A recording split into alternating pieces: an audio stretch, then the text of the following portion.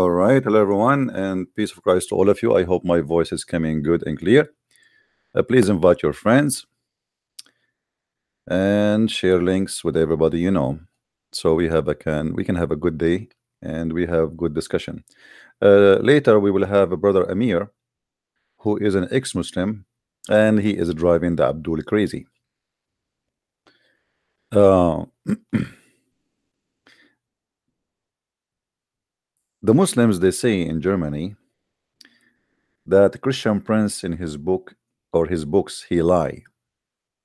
So today we are going to get them busted, and we will have our line open for anyone who he dare to have the courage and the knowledge to call us and to challenge us about what they claim.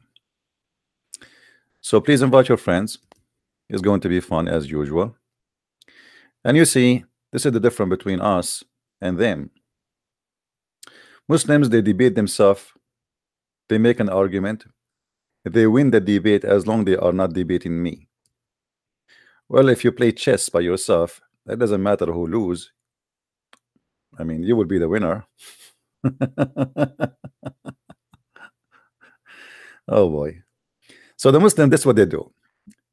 They say to you, we want to play chess. By the way, chess in Islam is haram. And this is because Muhammad, he don't want Muslims to be smart people.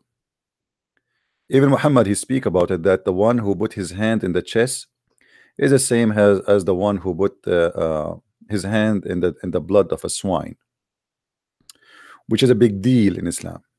You see, Muhammad, he have no problem to put his hand in the blood of a human being, but he have a big problem that his hands will touch the blood of a swine.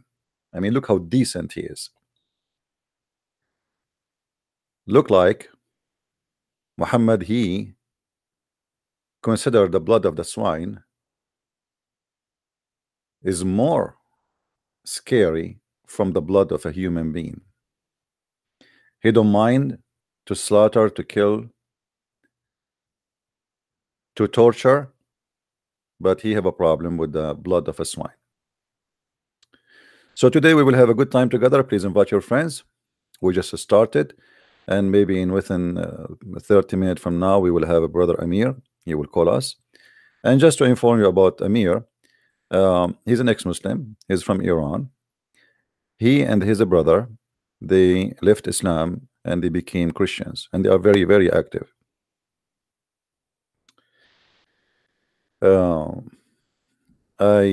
I went to Germany this year and I met with Amir, and we did actually live broadcast from his place, and maybe many of you saw the broadcast already. The Muslims, they always try to use an opportunity. There is someone, supposedly he knew Amir and he converted to Islam. And why he converted to Islam? His wife, she converted to Islam because she was angry from him. And then after that, because he is a potato, she made him convert to Islam a week after. And now the Muslims, they are trying to use this one for their propaganda. However, it doesn't work this way, my friend. And you will see that even this potato, he will leave Islam himself very soon. There's many people, they are, let us say, they seek revenge from people around them, and they do things just for the sake of revenge. But that will not work. Actually, most of those who convert to Islam, they don't stay there for maximum 3 years. There's a conference in Chicago. They were trying to find a solution why people leave Islam in the max of 3 years. Rarely you will find someone leave Islam after 3 years. Usually before the 3 years ended, they leave. And the reason for that, after you convert to Islam, you start learning, and then you start capturing some Arabic words, and then you start getting like deeper into the cult. And the more deep you get in, the more you notice that this is a very stupid, false, disgusting cult. So they leave. Some of them, it take them really long. Like, a guy, his name convert to Islam. He called himself a brother Ishmael. Anyone remember the name? The red-head guy. This guy, he was promoting Islam for 16 years. 16 years making videos almost every day, trying to convert people to Islam. Let me see if I can find you um, just to refresh the memory of some.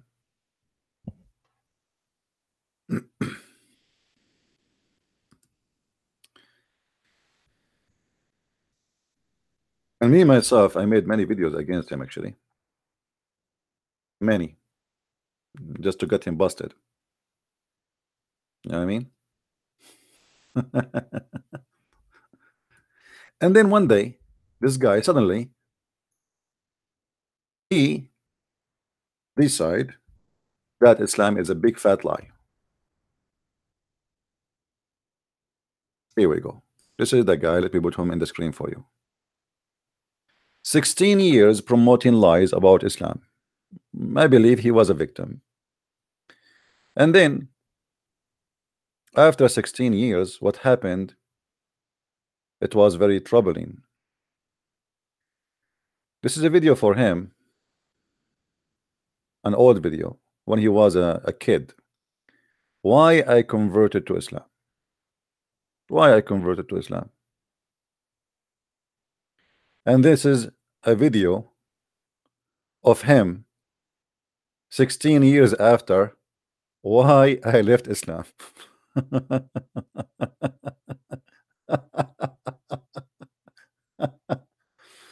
Oh boy. So my friend, what happened to this guy? He learned Arabic. He learned Arabic. And this was a big mistake. You should not teach him Arabic.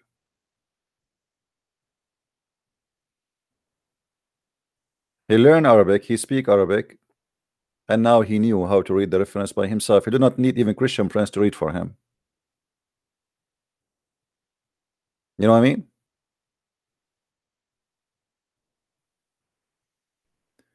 Debate this guy Ramazan is a kid. He don't. Okay, listen. Those kids from Germany who keep saying Christian Prince is a liar, Christian Prince is a liar. Christian Prince is online, but they don't dare to call him. What do you think? Let this potato Ramazan, who do not know how to say his prophet name correctly, give me his Skype. I will call him voluntarily. What do you think? As long they can get me busted, as long Christian Prince is a liar, why they want to call me? I mean, let everybody hear. Do you see? Do you notice who is the liar? Because if a Christian Prince is a liar, they will be fighting over to say, hey, you said this. It doesn't say that. Hey, you're lying. But they make videos, and the Muslim, by the way, it doesn't matter what you say. The Muslims, they agree with you. Because it's a duty for a Muslim to support you even if you are lying about Islam. The same as what happened with Muhammad Hijab and David Wood. Muhammad Hijab, to answer David Wood, he said to him, Allah, he said, Allah, he pray for who? Muhammad Hijab, he said, Allah, he don't pray to, he pray for, which exactly what David Wood said. And all the Muslims like, wow, hey, like this guy, he just said the same. He just agreed with David Wood, you idiot. They support you. It doesn't matter how stupid you are.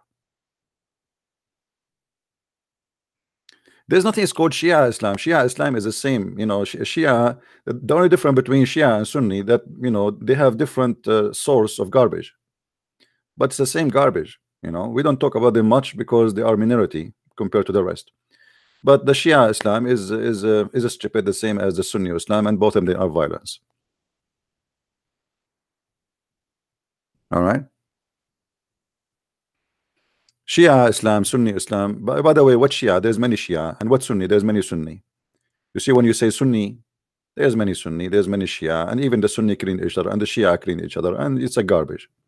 Garbage in, garbage out. دينك كله خرابيط. يا ولد اسكت. قال له يا فرحان لبسوك المضرب من هنا. قال له من الخناقة تحكيني عربي. Before we start with Amir, I'm going to open my Skype for any Muslim would like to call us. All right, give me a second to open my Skype.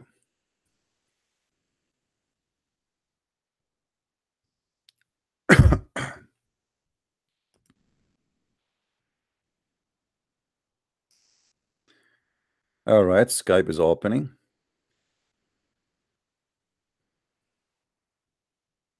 Any Muslim would like to do so, please feel free. Only Muslims, no Christians, please. You see how much we spoil the Muslims? Only Muslims. There we go. My Skype is open. It's loading. And we will be there in a second.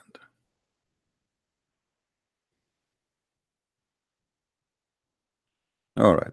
Skype is open in case any Muslim would like to call. And right away when I open Skype, I get like a pop-up windows by hundreds, like, like it's like a gun machine. You know? If I show you, you will not believe it.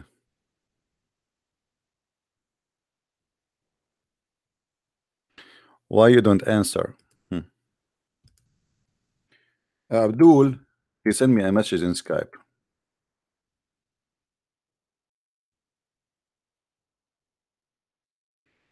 I don't know if he's online or not. Let us see. Assalamu alaikum. I am a Muslim from Indonesia. I will show you the message. I am 16 years old.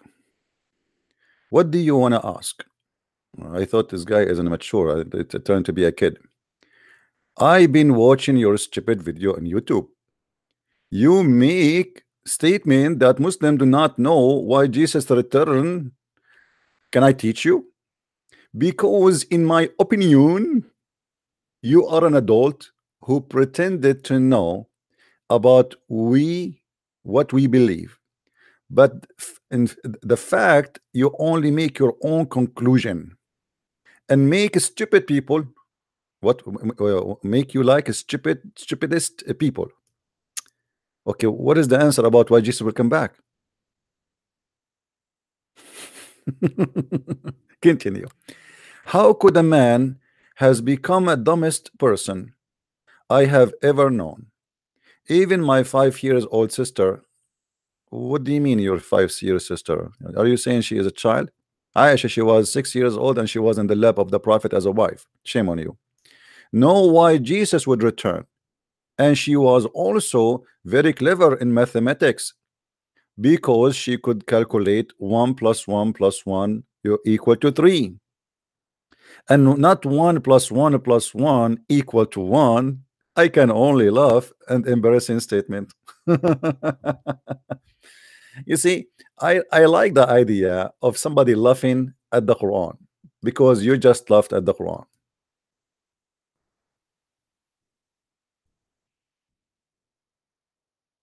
It is the Quran who teach you 1 + 1 + 1 + 1 is equal to 1, not Christianity. Where in the Bible we have 1 + 1 + 1? What does that mean? Let us get the Abdul busted. If we go in the Quran, we will find the following. And we look like we have to explain this maybe every day, but it's okay. In chapter 4, verse number 171, the Quran says 1 + 1 + 1 is equal to 1. Not in Christianity. We don't believe in 1 + 1 + 1 equal to 1. That's only stupid people believe in, and I agree with you. This is your book. The same verse saying that not to say Trinity is the same verse saying 1 + 1 + 1 is equal to 1. Read with me carefully and laugh at your God. If you don't want to laugh at your God, at least take a selfie with your God. O people of the book, commit no excuse in your religion, nor say Allah of Allah aught but the truth.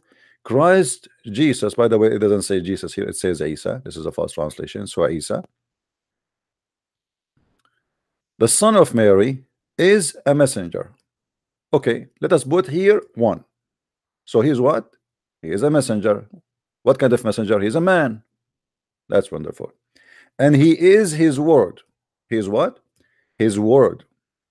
This is what? This is the other one. We put 1 here. And then It says which he bestowed on Mary, and a spirit proceeding from him. So he is a spirit proceeding from God. This is the third one. So now what we have, according to your funny book, we have 1 plus 1 plus 1 equal to Jesus. Who is the stupid one who believe in 1 plus 1 plus 1, Abdul? Messenger. Hmm? Plus, there's no screen. Oh, sorry. It's my fault. Unbelievable.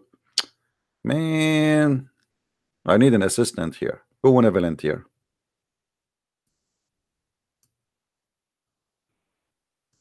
You see, my screen is covered. I cannot see anything. Seriously. Forgive me, please. All right, let us do this. To avoid this issue, let me put this here. All right. So as you see, let us go back from 0 then. As long you guys you were not able to see the screen with me, I apologize for that. It was a technical. Jibril did not inspire me, sorry. You know, sometimes Jibril do stupid things. People of the book commit no excuse in religion, nor say Allah but the truth. Jesus Christ, Jesus, there's no Jesus, there is Isa. The son of Mary was, there's no more than, this is a translation, this is why it was two bracket. He was a messenger. So number 1, he is a messenger. Put 1 here. And he is his word, and his word. So this is the second thing. Jesus is a messenger, and he is the word of God. And Allah, he bestowed on Mary his and a spirit from him. So Jesus is, this is number 2. This is number 3, which is spirit proceeding from him. So Jesus is a messenger, number 1. He is a word, number 2. He is a spirit, number 3. So who is the stupid who's told you that in Christianity we believe that 1 plus 1 plus 1 is equal to 1? That is your God. That is your stupid God. He is the one who taught you that, not Christianity. So look what we have with us. We have a messenger.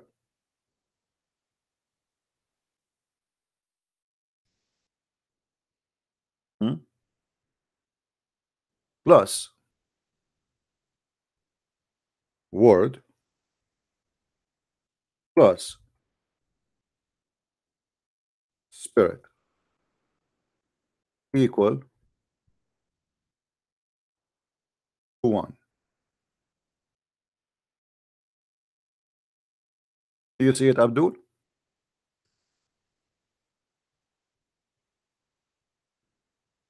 That is in your book.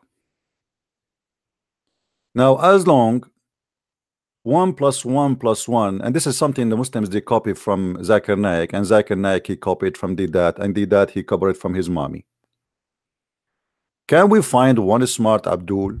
Instead of scratching his ass, he scratch his brain. I mean, why Christian Prince he need to school you and he need to spank you? Who is the Muslim now when I explain to us why the Trinity exists in the same verse saying say no Trinity?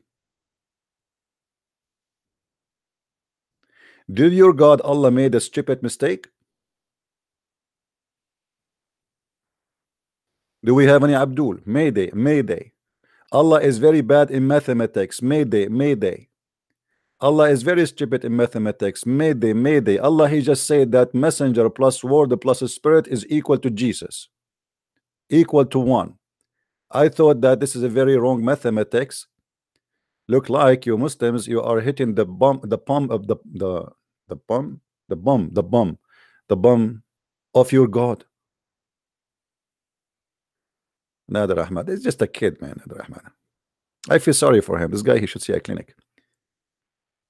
Any Muslim want to explain to us why you Muslims keep saying that it is wrong to say 1 plus 1 plus 1? Yeah, call me if you are a Muslim, please. If you are a Muslim, don't hesitate to call. All right? If you are a Muslim, call me.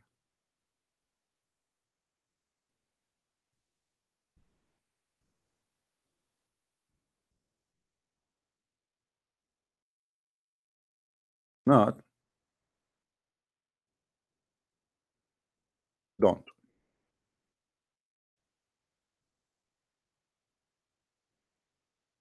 Any Muslim?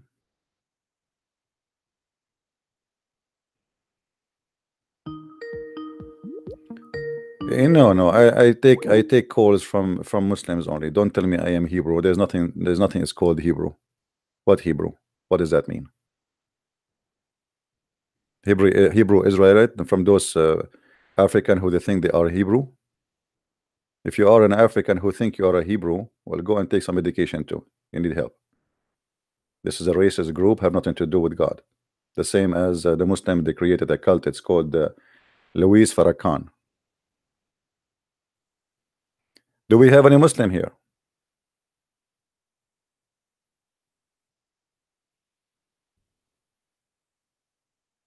Any Muslim? Why your God saying 1 + 1 + 1 is equal to 1? What's wrong with your God? Any Muslim have an idea?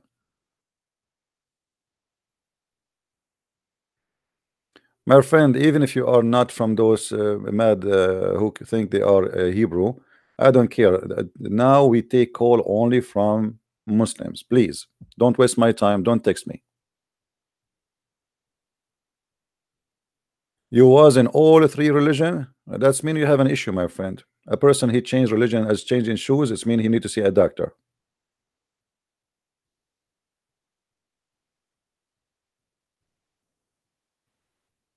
Imagine you are a Hindu today, tomorrow you are Christian, the day after you are Buddha, the day after you are atheist, the day after you are Muslim, the day after you are Jehovah's Witnesses, the day after. It's meaning you need, you have a stability problem. All right. Now, where is the Muslim wanna call us? Who is the Muslim would like to call us? So as you see, the Muslims they accuse you of things, but the fact it is them who have those stupid things, is not us. We don't believe that God is 1 + 1 + 1. Nowhere in the Bible it says that, but this is something we can find in the Quran. Same time, if we go to the Quran, my friend, if you keep texting me, if you want to text chat, if you want to text me in Skype, I will block you. I don't talk in private.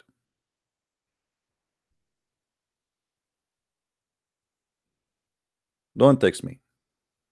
Skype is only for people to call me. I don't open Skype to chat. If we go in the Quran, additional to this, we will find that Allah himself, who do not know himself, he cannot recognize himself without a three.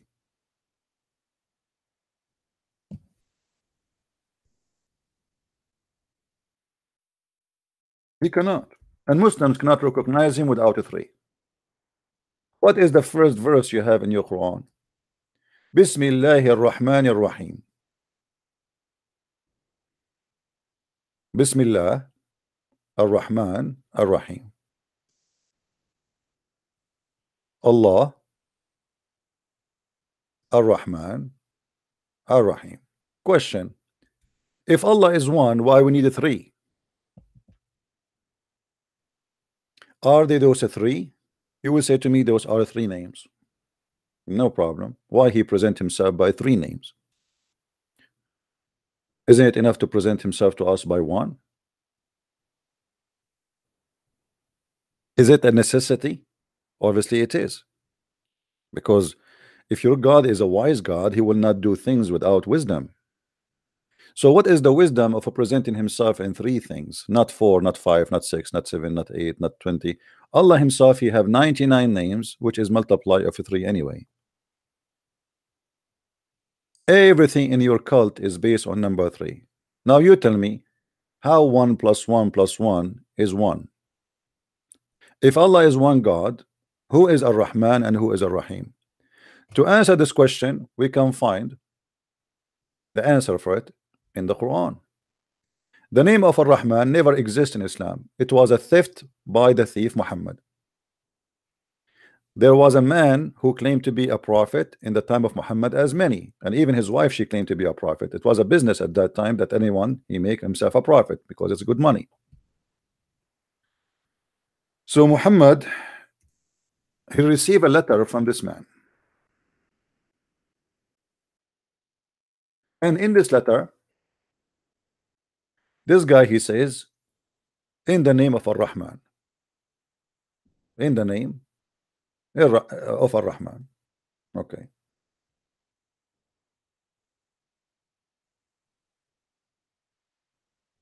Muhammad, he claimed that all the names, the good names, belong to Allah, and can be found in chapter 12, verse number 40. But the story we are talking about is in chapter 17, verse number 110. The people, they ask him, why you are calling your God Ar-Rahman? Your God is not Ar-Rahman. You never called him Ar-Rahman. Since when? Muhammad, since when your God became Mr. Rahman? Muhammad always speak about his God, but he never ever he mentioned the word Rahman before. So Muhammad, to answer them about that, he said, look, Allah told me the following.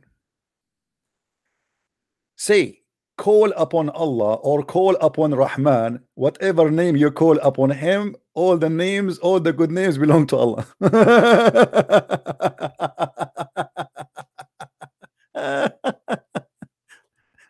Muhammad got busted. The name of Ar-Rahman is a theft. He stole it from someone else. His name is Rahmanul Yamama, and we can show you that in the book of Tafsir. I challenge any Muslim to call me and to say, I challenge you, I challenge you, I challenge you to show me the proof. Who is a Muslim wanna call me and will say to me, I challenge you to show me the proof and the reverence? Zakir Naik, maybe? Let us ask Zakir Naik about what happened. Tadadun, tadadun. Tadadun, tadadun. Tadadun, tadadun. You know, it's an Islamic country phone, so it's very slow. Tadadun, tadadun. Tadadun, tadadun. Assalamu alaikum. Brother Zakir Naik, we have a question for you. I told you 1,000,000 times, don't call me after the middle of the night. I live in Bangladesh and it is very late here. And I'm going to call the police for you because you are doing to me sexual harassment. Dr. Zakir Naik, just a question. There's no sexual harassment here. It's just a question. Okay, go ahead. Why in the Quran, the Prophet of Allah, he said that I call him Ar-Rahman or I call him Allah, it doesn't matter. Where the name of Ar-Rahman came from and how suddenly it appeared. Okay, first of all, don't change your voice. I know you. Your name is the Christian Prince. Everybody know your voice. And I know you are calling me to make fun of my prophet and my Allah. And I'm going to get you busted. As an example, if you have somebody you like and you don't like his name and you give him a new name, what's the problem? Are you saying the prophet, he did not like the name of Allah, so he gave him second name? This is not what I meant. Don't, you know, you are very slow. You are extremely very slow. What I'm saying, that all the good names belong to Allah. No, this is what you said. You said if somebody have a bad name, you don't like it, you change his name. So it was obviously the first name is not good. What is it enough to have the name of Allah? Is that enough or no? I mean, is Ar-Rahman better than the name of Allah? Nobody said that the name Al-Rahman is better than the name of Allah. Nobody said that. But Allah, he like all the good names. Any name he like it, he grab it. Thank you very much. And don't call me again.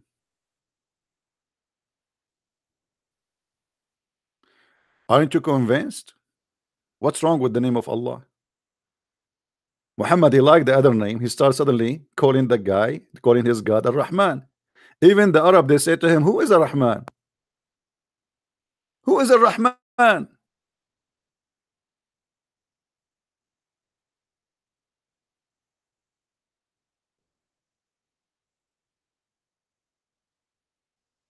And by the way, brother, if you don't believe that's what this is the story is, brother, I can show you the reference, brother. Who is a Muslim brother would like to call me, so I will make him read the reference about this story, brother.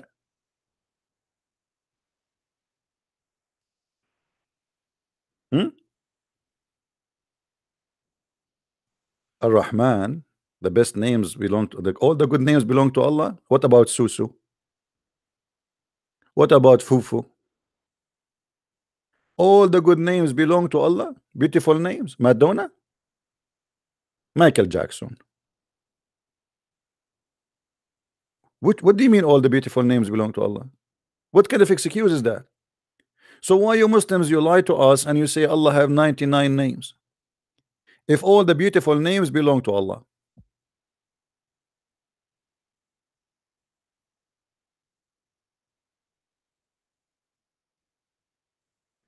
Amir will be with us in a few maybe 15-20 minutes. He is in the gym. He is doing sport with Ar-Rahman, Ar-Rahman, which is Allah. Any Abdul?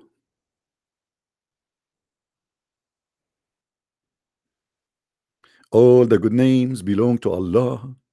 As an example, su su su su fu fu fu fu mi mi mi mi mu mu mu mu boo boo boo hu hu hu lu lu lu lu mu lu lu lu. All the good names belong to Allah. All of them. Shakira, Shakira. From now on, I'm going to call Allah Shakira. Oh, we have Faris is calling us. Let us see what Faris wanna say. Hey Faris, how are you?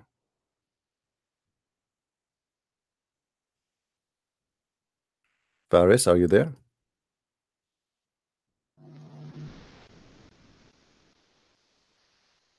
Faris, are you there? Hello? Are you there? Faris, I think you made a mistake. You called me before saying Inshallah. Remember the story of David? He had sex with 99 women, but he forgot to say Inshallah. Don't do that. And then Allah, he made only a woman of his women get pregnant with half a human. Call me again. Legendary Faris. I will call you. I will call you.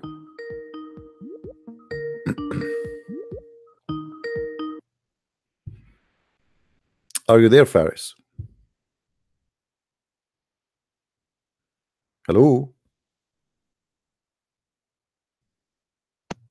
Are you there? Hello? What happened to this guy? Okay, look like he didn't want to talk. It's all right. It's all right. I know you. I understand your situation. If I put myself in the shoes of Ar-Rahman, I will be in trouble. Do we have any Muslim?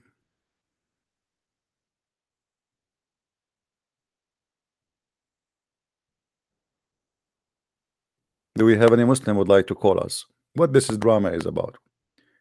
Why Muhammad is adding names? And by the way, if this is when the Quran mentioning that the first time Muhammad he called his God Ar-Rahman, so how Ar-Rahman appear in the front of every chapter in the Quran today? As you see, he never mentioned the name of Ar-Rahman before. Never.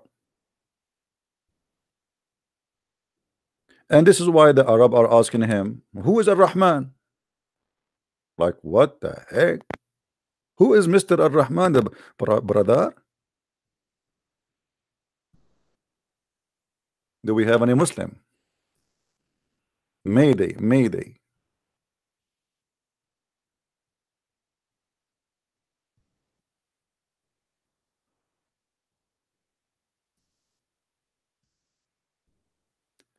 Any Muslim want to say something? Any Muslim would like to defend the Prophet of Allah? Any Muslim he think that we are not telling the truth?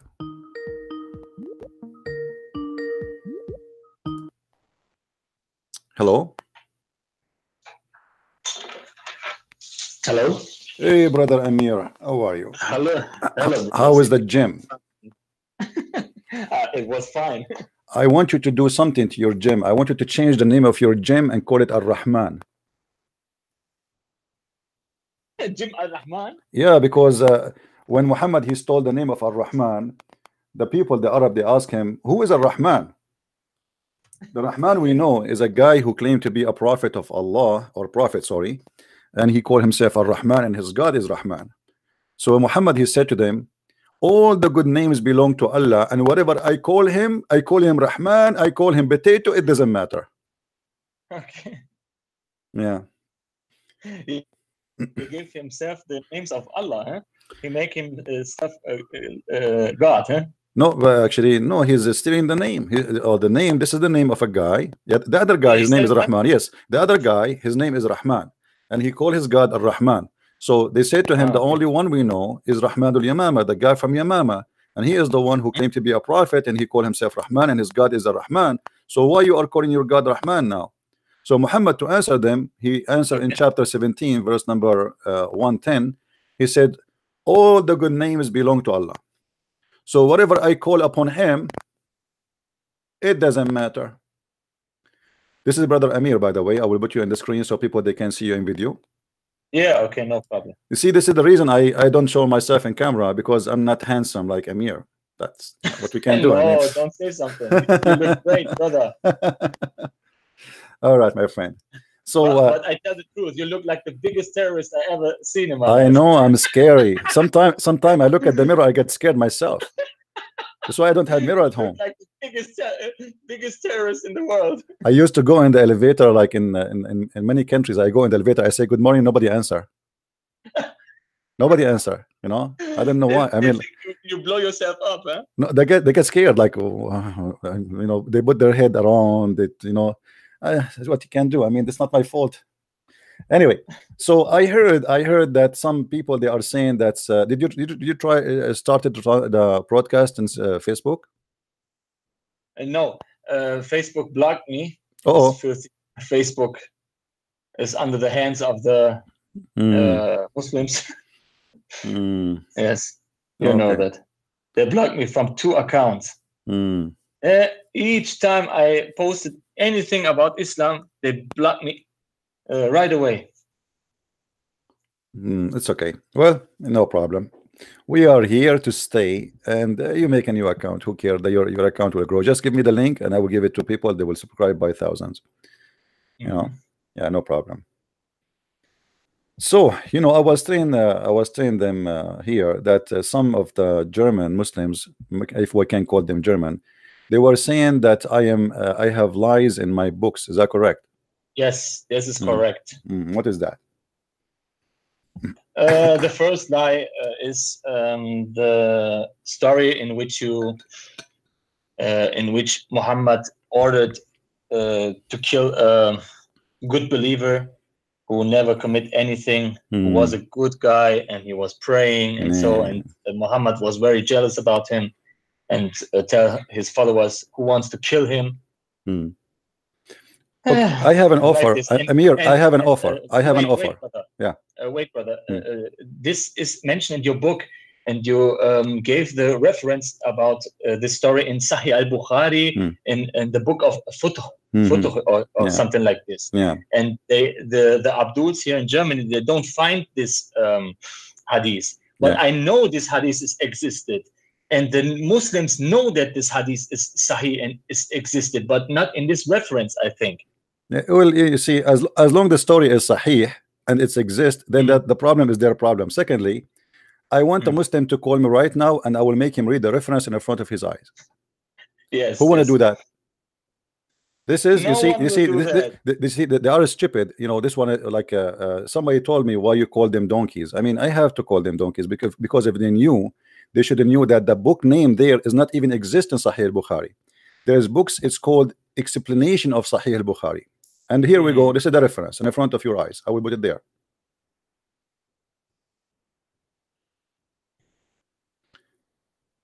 I know you know a little bit of Arabic letters, right? Does it say here Sahih al-Bukhari? Wait. And here we go. This is the reference. Okay. Sahih al-Bukhari. Okay. This says Sahih al-Bukhari. I put the reference as it is, not as Muslim they want it to be. This is how it is. So this is Sahih al-Bukhari. And then if we go, and this is the book name, the original. Maybe we should explain more in the title.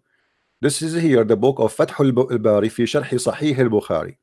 But the book, what the book is about Sahih al-Bukhari. الكتب صحيح البخاري, and this is here the chapter name استتابة المرتدين والمعاندين وقتالهم. The repentance of those who they are apostate and those who they reject and killing them. If we go here in the same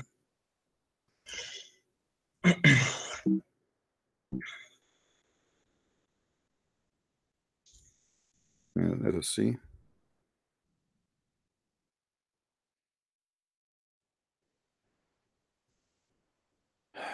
Read with me here, any Muslim who speak Arabic. If you are a Muslim who speak Arabic, please call us so you can read for us and you can confirm what we are seeing in front of us. This is the story repeated many times about a guy who was praying to Allah and he was a good man and he did nothing wrong except Muhammad, he was jealous from him and he decided to kill him for that reason only. And this is here in the front of us. This is exist, even the story is exist in Musnad Ahmad. If we go to the book of Musnad Ahmad, we will find the same story. Please don't call me unless you are a person who speak Arabic and a Muslim. All right, a person who speak Arabic and a Muslim, because we want to make you read for the Abdul and let us see who is the one is lying. Secondly, if the Muslim they are saying that those references are exist in different books and they are a true reference, so what is the problem? Where is the lie here? Yes, I doesn't understand. Because the story let Muhammad looks like an idiot, you know, like a jealous man who is a murderer, you know. Yeah. Why you want to kill this guy? He doesn't even do anything.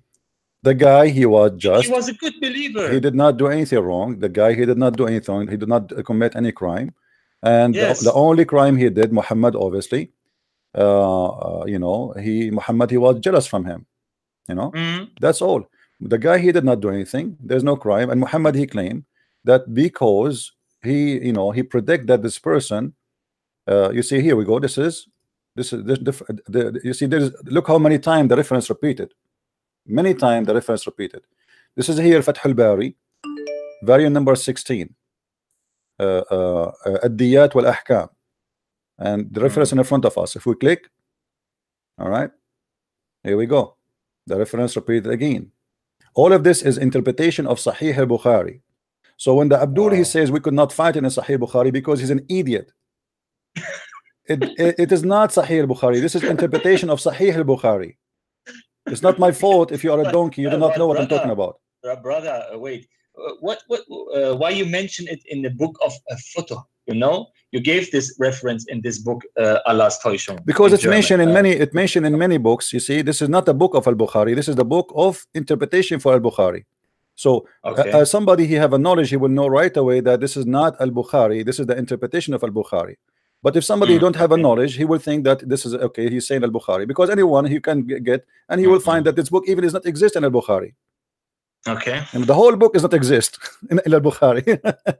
so this is stupid of them. So when we mention, here we go, the story in the front of us, and you know look how silly the Muslims are. They are trying to avoid that the problem is there, that their prophet is killing a man because he is jealous. And now the problem is the reference is wrong. You know what I mean? It's like we have a rapist, he raped 1,000 women. And now Christian Prince, he made the address wrong. This is the problem now. It's not the guy who raped 1,000 women. They are saying the address is wrong, but even that is not wrong. It's correct. Yes, the story is correct, but it's written in another narration. This is how it is. You see, in the front of you, here we go. This is the website of the Muslims. What they do here, look what they do. It says here, Sahih al-Bukhari. I'm not making things up. Sahih al-Bukhari. Do you see it, Abdul? Al-Kutub, Sahih al-Bukhari. Let me highlight for you. I know you are slow.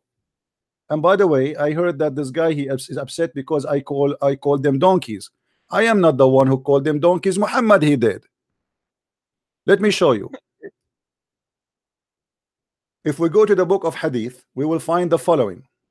And I challenge the Muslim to say again that he is giving wrong reference. Yes. Let us see. Guys, don't call me now in Skype, please. Let me, you know what?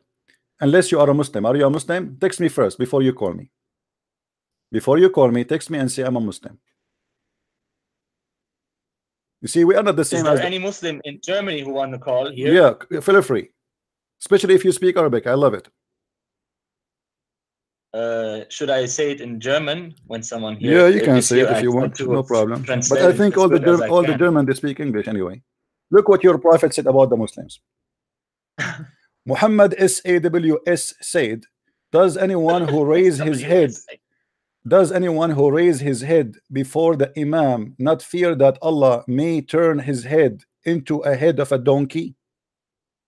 And name for me one Muslim he never raised his head before the Imam during his lifetime. It's impossible. Which means based in Muhammad, every Muslim must be having a face of a donkey and a head of a donkey. Face of a donkey. So why are you getting upset if your prophet is trying to? I mean, look how stupid this statement is. Muhammad is trying to scare them, to make them pray, and they don't lift their head up before he finish. And by fabricating a stupid story that Allah will make your face of a donkey and a head of a donkey. Now, who is a Muslim want to call and say we are lying?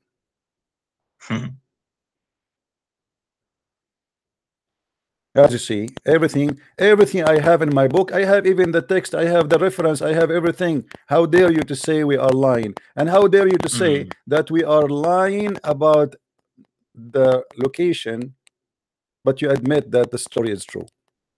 Which means you are agreeing that your prophet is a criminal and he is not a prophet of God. Because remember, in Islam, you cannot supposedly kill a man unless he is guilty of something.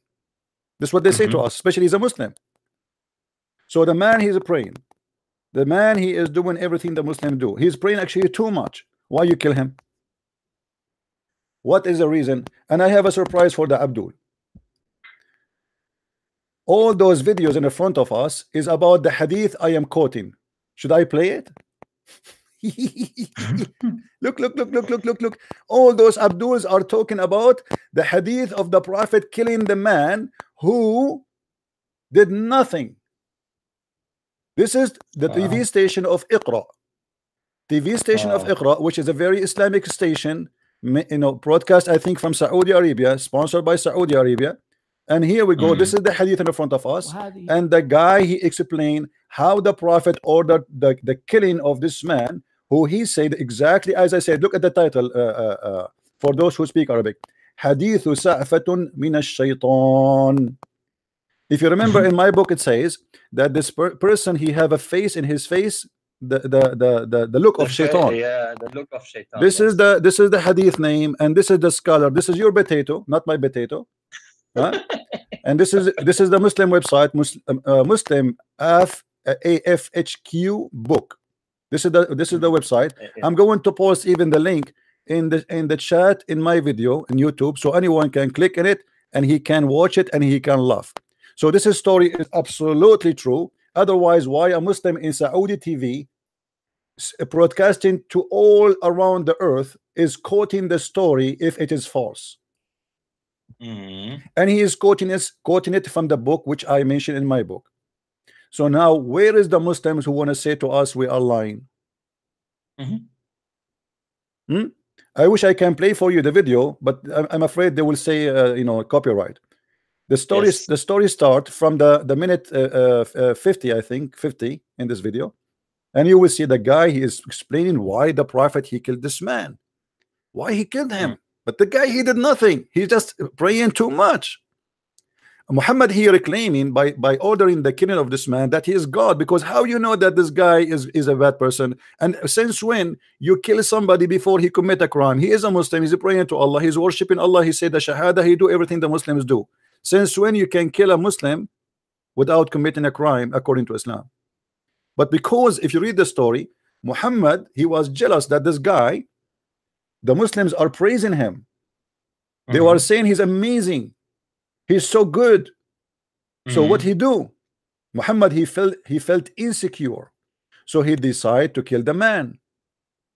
This is the same story. This is the book of Sahih Fathul Bari. Fathul Bari fi Sharh Sahih al-Bukhari. This is the explanation. This is the explanation. This is the same. It's the same. It's an explanation anyway, But the story, But the story is there.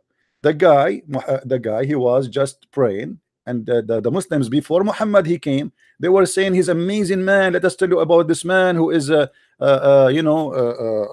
who prays so much, who worship Allah too much. And look what Muhammad he did. He ordered Abu Bakr, he ordered Umar, he ordered them one after one to go and kill him. But why? Read the story. I challenge any Muslim. Because Muhammad was jealous about him.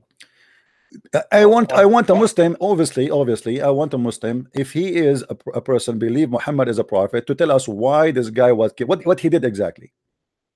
And look, each time they go to kill him, قال جاء أبو بكر إلى رسول الله صلى الله عليه وسلم فقال يا رسول الله إني مررت بوادي كذا كذا. The same story repeated in many places, in many quotation. So they are killing a person who is doing nothing but praying. And look here, one after one they say, you say فقال اذهب إليه فاقتله فقال فذهب إليه أبو بكر فلما رآه يصلي كره أن يقتله. Muhammad, he said to him, go and kill him, go and kill him. But Abu Bakr, he went to kill him and he found him praying, so he hated to kill him when he was praying to Allah. So he came to the Prophet and he said to him, well, he told him what happened. So he told the same to Umar, and then he told the same to Ali, and then by the time Ali he went to kill him, the guy disappeared, which means he left. This is the story. Here we go. It's repeated many places. It's in the same all over. All of this is in front of us. So now, as long as the Muslims agree that this is what their books is saying, not what the Christian Prince is saying, that's mean they admit this is in their books. Yeah.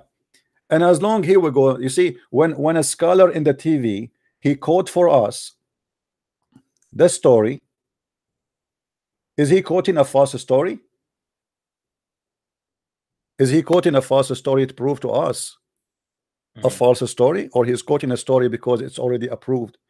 And you know that this is in Saudi Arabia. If you mention one word which is not really accepted by Muslims, this guy he will lose his job. This guy is a scholar, big scholar, and he is hired to be in the most famous Islamic TV in the world. It's called Iqra TV station. In order to have him, and he is speaking from the city of Mecca. This is not speaking from Al Rida or Jeddah, speaking from Mecca itself.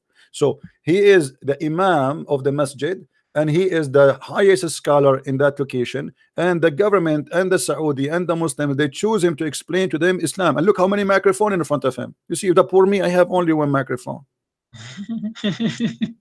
This is telling you, because if you see Amir, if you are a person with knowledge, they will give you like more, like if you have 5 microphones, you will you are like a general. If you have 6 microphones.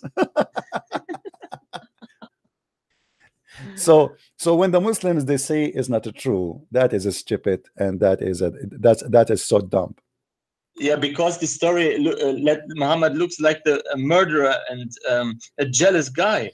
And you know the question is what is the reason to kill this guy? Where are they? Is there any Muslim to tell us why? No, Amir, where are those people who make videos? Where are those who make videos and they say Christian Prince is lying? Why they don't call us right now? Here we go. My Skype is open. Join us please in the conversation and get me busted if you are a man. But all of you are potatoes and you don't dare to do so. I want any Muslim to call us and say that this guy in the TV, he is a scam, he's a liar too. And not only him. You see, I'm just showing you one of many scholars. I can show you tons of reference. All of them, they are speaking about the same thing. Here we go. What about this guy? What about this guy? What about let's see. This hadith is explained too, but with high technology. The same story, the same story, the same story, the same story, the same story. All the Muslim scholars. الرجل الذي أمر الرسول بقتله. No, this is a very famous scholar for the Muslims. His name is a Sheikh Al-Sha'rawi. The video is very old. This is why it doesn't look good, you know. But no, I think this is Al-Huwaini. I forgot his name really.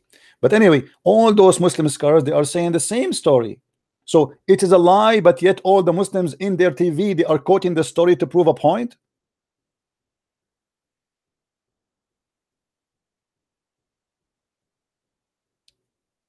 Who is a Muslim wanna call us?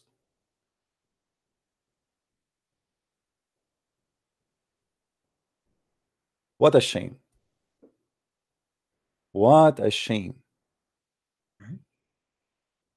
Mayday, mayday. A Muslim is required. A Muslim is needed. Who wanna call us?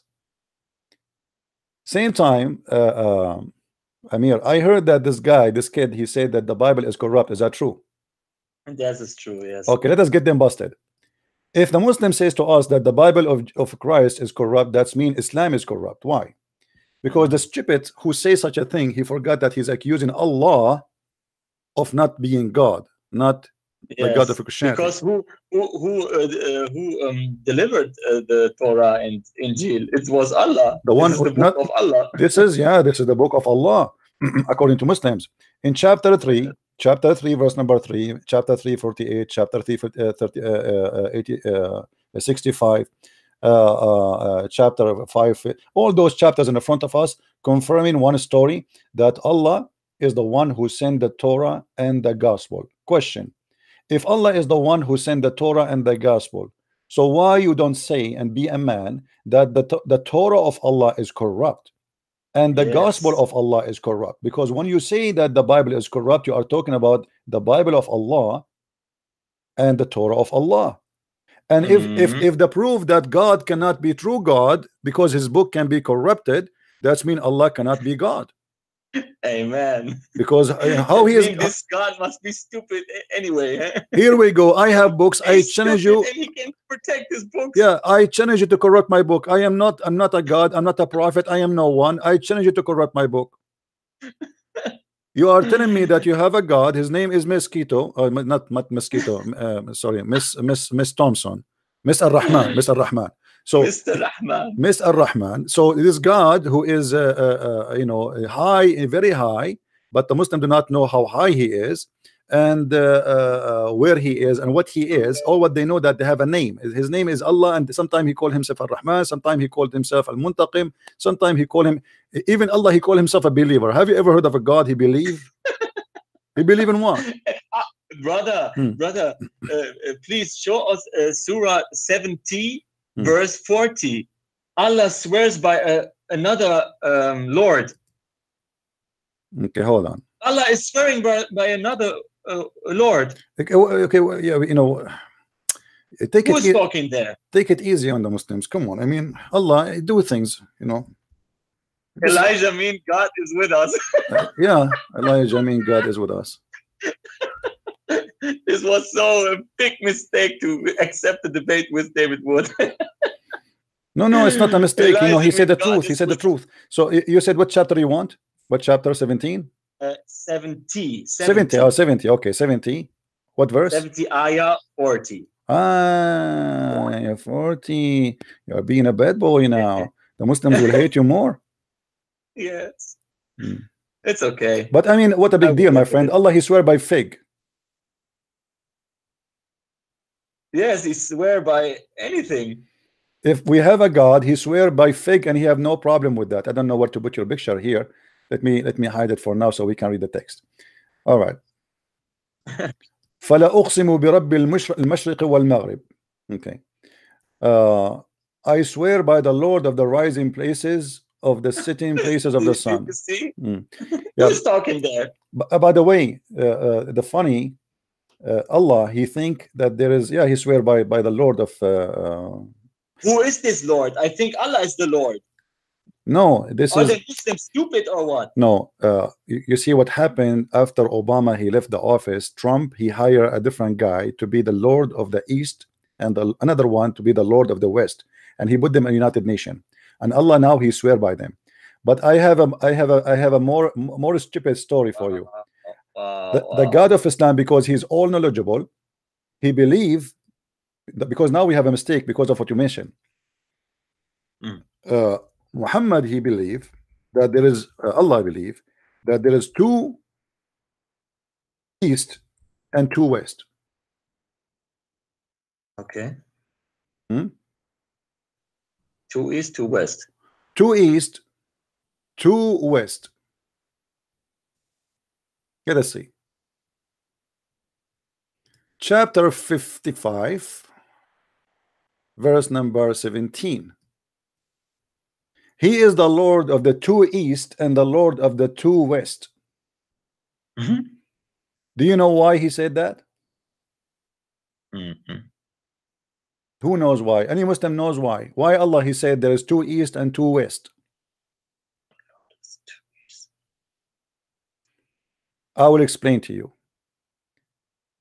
Muhammad, because he is very smart and he's a genius, and because he is the only Allah speaking there, he thought that there is 2 east and 2 west. Why? Because Muhammad he noticed, and the Arab believed before that obviously there is 2 suns. There is suns for the winter and there is sun for the for the summer.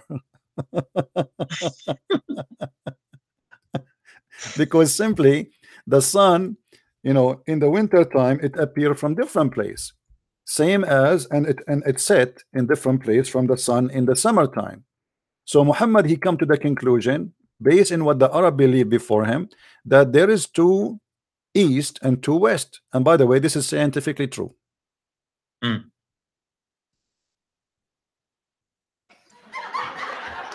Like what Muhammad said, that the shape of the world look like is flat, huh? No, yeah, he said that too. But I mean, look at this. This guy he think that there is 2 east. But hold on. Do you see here in the translation this says he is the Lord of the 2 east and the Lord of the 2 west? Yes, he is Lord of the 2 east Okay. and Lord of if there is only 1 east, how he can be Lord for 2 plus 2 if they are 1? Mm.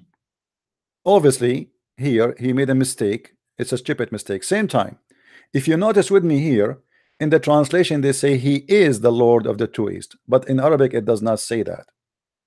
Okay. It says Lord of the 2 east and the Lord of the 2 west.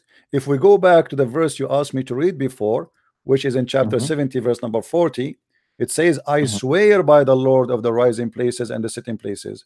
So if Allah swear by that Lord, and in the other verse saying that there is a Lord, he is the Lord of the 2 east and 2 west. Allah swearing by who? Yes, I told the Muslim who is Allah swearing to when he is the Lord. Who is a no Muslim? one will answer. Yeah, you know, the question is, I want all the German who they are listening, why the Abdul who have a big mouth don't dare to call us right now? That will be a very nice to have them live with us and getting us busted. What do you think, Amir? Why don't even have the courage? Man. Okay, I have an offer for them. I have an offer. I saw a video of a guy, his name is Ramazan. I like this guy Ramazan. He have a nice cat behind him. I have an offer to Ramazan to give me his Skype and I will call him. I will volunteer. Hold on, we have a Muslim is calling. Hold on, we have a Muslim. Hello. Hello. Hello. Are you going to talk Hamza or no? Hello. Yes. Can you hear me? I hear you. Go ahead. All right. Yeah. Actually, I didn't get you when I was calling before. Yeah. So did you hear what we are saying? Yes, I heard what you say.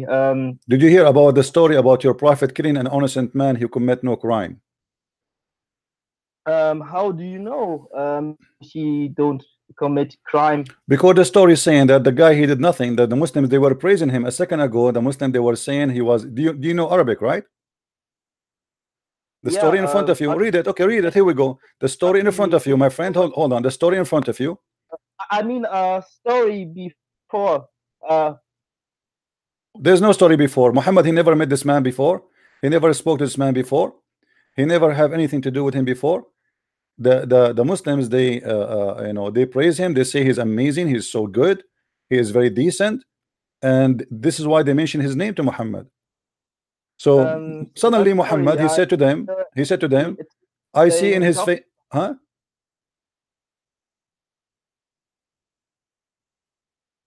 I hear you, go ahead. Okay. So why he killed him? The guy, he was just praying too much. The Muslim, they praise him, they say he's amazing, he's so good, you know, and he did not do anything wrong. Yeah. And then Muhammad, he says, well, this guy, go and kill him. Obviously obviously he's jealous. The story here in front of you will make it more clear. You can see that Muhammad here is killing the man for no reason. The guy, he commit no crime, he did nothing wrong.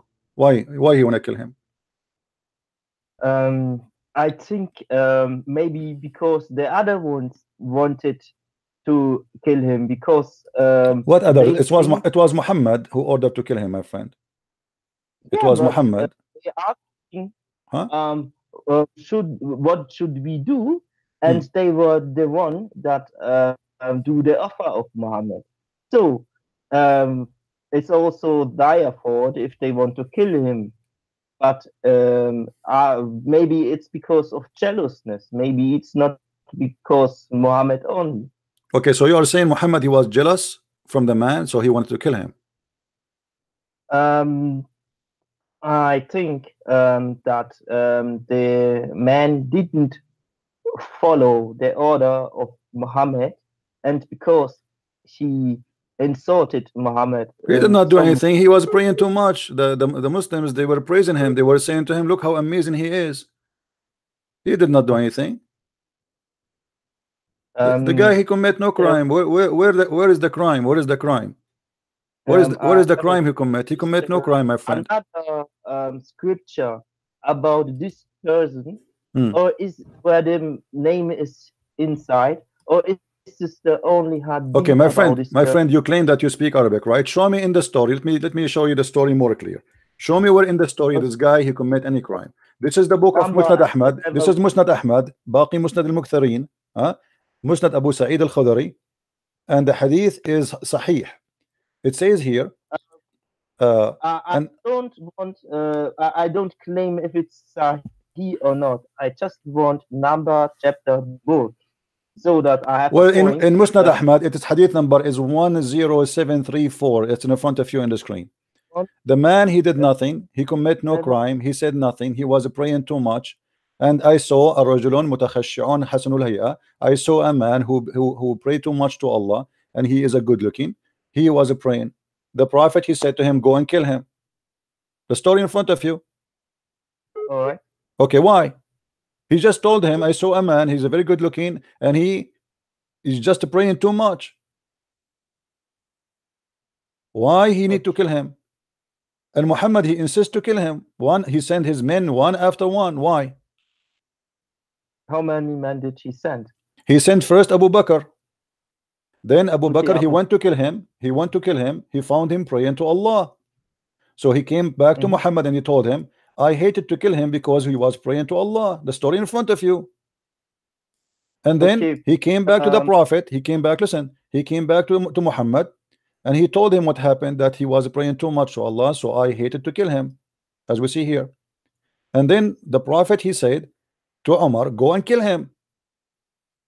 And Umar, he went. Hold on. And Umar, he went and he found him still praying to Allah, and he is very, very decent man praying to Allah. Same as Abu Bakr, he saw him. So he hated to kill him. Then he came back. Then he said to Muhammad, oh, Messenger of Allah, I saw him praying deeply and very much, so I hated to kill him. The guy obviously is a very good man. He's doing nothing, praying to Allah. And then he said, Muhammad, he said, اقتله قال يا علي. So he said to Ali, hey Ali, you kill him. Ali, he went to kill him, and when he came back, he says that he did not find him. So what is the reason to kill him? So they had an order to kill him, but they cannot find him. No, they found him first time. And second time, and third time, as you see here, he sent Abu Bakr, then he said Umar, and then he said Ali, according to this story here, this report. So each time they want to go to kill him, they found the man praying to Allah, which means this guy, he praying non-stop. So what is the crime he did? Why Muhammad want to kill him? Muhammad get jealous. Muhammad, he got jealous because this man, he pray a lot, he is a good man. The Muslim, they praise him, they say he's a wonderful man, and Muhammad, he got jealous, he wanted to kill him. As simple as that. So you are saying because Muhammad saw him praying, he killed him, or is it because somebody told him there is one? My friend, there is two stories. One of the stories, Muhammad, he spoke to him. One is the other story. It doesn't matter. The story is saying that the guy, he did nothing wrong, and Abu Bakr, he told him about him, and Muhammad said to Abu Bakr, go and kill him. And then Abu Bakr, he went to kill him. He found him praying very much. So he came back. He said, I could not kill him because he's praying to Allah, and he is a very decent man. He's mutakhashyan. This is how much he's praying. So then he said to Umar, go and kill him. Muhammad insists to kill him. Why? And then Umar, he went and he found him still praying again, as the same as the first person, Abu Bakr. Then he said to Ali, go and kill him. So Ali, he went to kill him. At this time, he did not find him. What is the reason? Yeah, I don't know what is the reason, but the next step I want to take now is after we see the hadith with the number 10,700.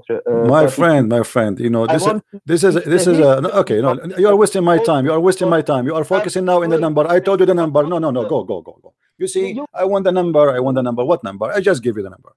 You know, I hang up on a brother Amir. Amir, call me back, please. Sorry, I hang up on you. I thought I can get him join us in the, because we are desperate for a Muslim. Give me the number. I gave you the number. It's right in front of you. I mean, what this comedy is about? I want to focus on the number now. Isn't it the number in the screen? sorry, Amir. Hello? Who is that? A goat? We have a goat here.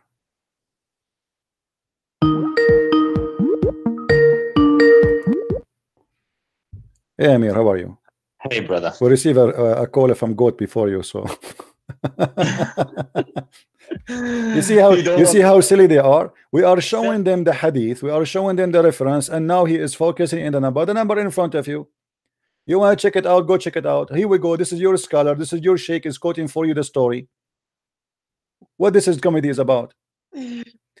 Either you know, and now look what they focus in. They don't want to focus, they want to focus on Muhammad doing a crime for no reason. They want to focus that Muhammad he killed him for a reason, but there's no reason. The guy, it says it clearly that he is praying very much, he is praying too much, he is a good person, he never commit a crime. Where is the Muslims who don't agree with this story? Why they don't call us? Where is the potatoes from Germany? Do you see why I call you potato? You have a big mouth, speaking to yourself, making an interview within yourself, and you win the interview within yourself. What about you call us live and let us see who is the one who will laugh at you? Any Muslim, Mayday. Mayday, please. Mayday. Huh? Who is a Muslim wanna call us?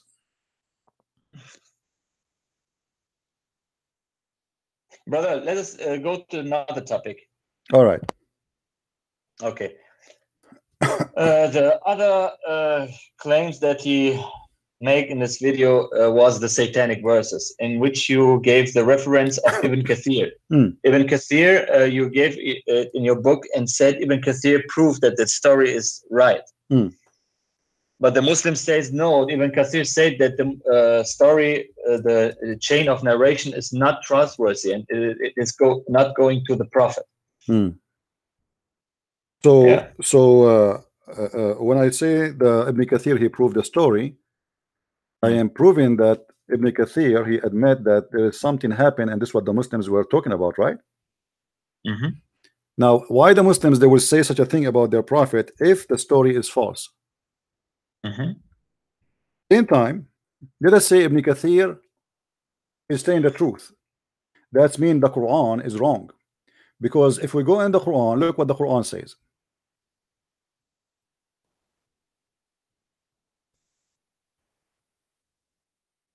See, the Muslims, they get themselves busted without knowing. This is the Quran, chapter 22, verse number 52. It says what? It says Allah will delete any verses shaitan he gave. Yes, I told them the same thing. I said, when this story is not true, what Allah meant when he said, I put the verses out in which Satan throw it in. What was this verse then? What was the verse? No, how you can delete something is not exist. If there's no satanic verses, why even Allah need to speak about it? Why he need to say those satanic verses, I am going to delete them? So this is a very stupid argument. And same time, you know, if we go and read some reference, let us see some reference to see how Muslims they come with it. If we go as an example to Al-Fakhr al-Razi, because I saw one of your those German, he was talking about Al-Fakhr al-Razi. What Al-Fakhr al-Razi says about that? Let us see. Let me get some reference so people can laugh. And by the way, why didn't call us and let us see what Ibn Kathir he said. Ibn Kathir he said clearly that the Arab, let us go to Ibn Kathir so everybody laugh. You know, I want to go to Ibn Kathir so everybody will see that this story must be a very accurate story. Let us see. Ibn Kathir.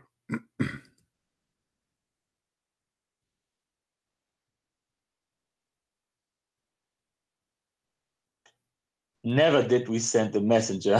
Never we send, yeah. Allah he claimed that all his messengers are scumbag. All his messengers.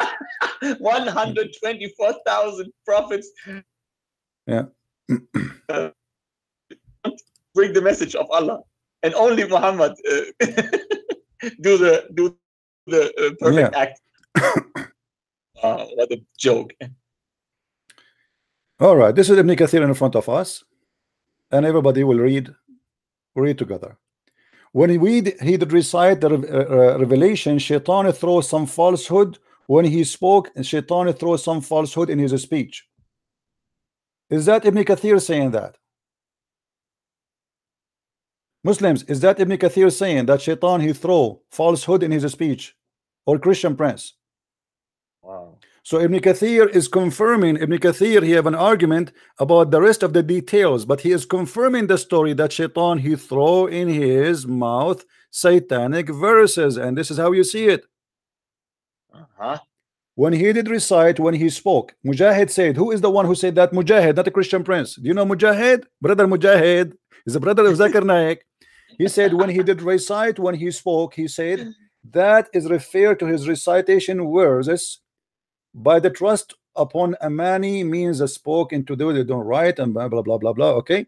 Alqa shaitanu fi umniyati. Shaitan throws some falsehood in it, in his recitation. Not only in talk, in recitation. Recitation only a word you use when you speak about Quran, when you recite Quran, not recite a song. So Shaitan he throw some falsehood in his recitation. This is Ibn Kathir. Do you see it, Muslims? Abdul? So why you are saying that it is not confirmed in Ibn Kathir? Let us continue. When he recite, Ibn Jarir said this comment more akin interpretation. فَيَنْسَخُ اللَّهُ مَا يَلْقِ الشَّيْطَانُ بِهِ. But يَنْسَخُ Allah, which means Allah delete what shaitan throw in it. Meaning the word of nasakh in Arabic, remove it or lift away. So Allah will do what? Allah will lift it away. So it's confirmed in Ibn Kathir. Ibn Kathir confirmed, the scholars they confirm that this is exactly what happened as you see. Do we have any Muslim have a comment? Allah cancelled, but that which the shaitan threw in. Who is the one who said that? Ibn Jarir. We have a Muslim. Let us see if we can make him join us. Is it okay if I take him, Amir? Forgive me, please. Okay, bring yeah. Hello? Hello? Yes. Can you hear me? Yeah, I hear you. All right. I know that Ibn Kathir, that the scholar came out at the 13th century, where the sources of the Sunnis came from. So, I think there are some aspects where manipulation of the resources in a political sense was there at the later times, because there are my so friend, many... this is okay. So now you want to say Ibn Kathir is a liar, no problem. But there's tons of scholars report the same story, and the Quran report the story. Are you saying the Quran is a fabricated book too? Of course, because there is... The Quran is fabricated for you. Your name is Saeed Hamza. You are a Muslim, and you are agreeing that the Quran is fabricated. It's only a minimized copy of the original Quran, because there is a tafsir that says Surah Al-Baqarah was bigger than it's now. And the thing is, why we have a hadith that says Surah Al-Baqarah has the same size as Surah 17, and it has even more verses. So it's only... that's also a thing African Muslim told me, because in Timbuktu, the Marocains, they attack... Hold on, my Skype collapsed. Hold on, guys. Let me call him back. I don't know what happened. Maybe too many applications on. Give me a second. And sorry, Amir, I dropped you too. But what we can do, we have to take some Abdul. I could not join him in the conversation because he's not on my list. Okay, our Skype is turning on.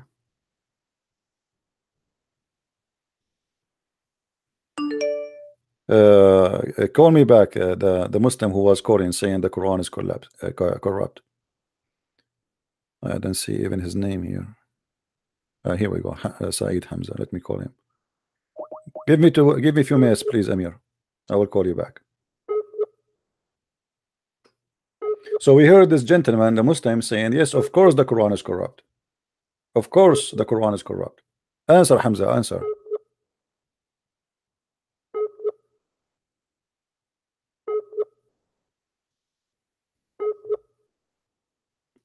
Well, look like he is not here. I will call you back.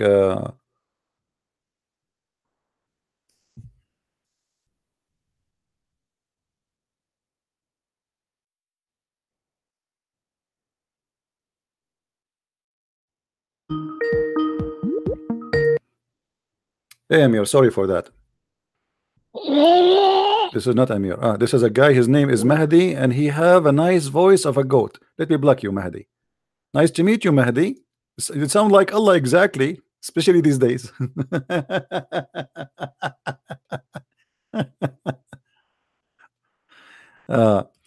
We have the legendary Faris is trying to call many times. Let us see what Faris want.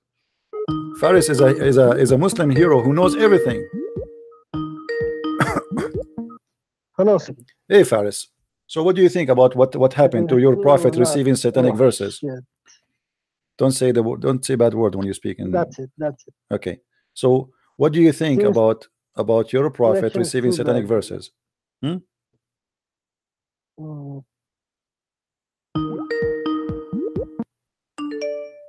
What's happening with those people? Amir, just give me 5 minutes, Amir. Let me speak to more Abdul to get Islam busted, because the Muslims are the best example of how Muslims are in this ability when it's come to Islam. Just give me 5 minutes.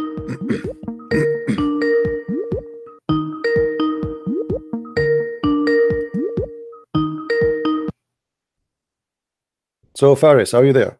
Hello. All right. So what do you think about your prophet receiving satanic verses? There is something wrong. I want an answer, my friend. Hello? What do you think? Do you hear me? You don't hear me? Do you hear me or not? Or maybe my hold on, let's see. Maybe my audio switch. It's my fault. Okay, here we go. Yeah. Now it's going to work. Let me call you back, Faris. Look like he was not able to hear me.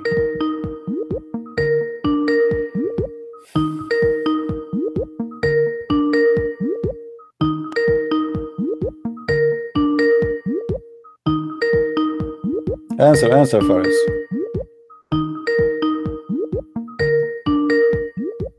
Come on.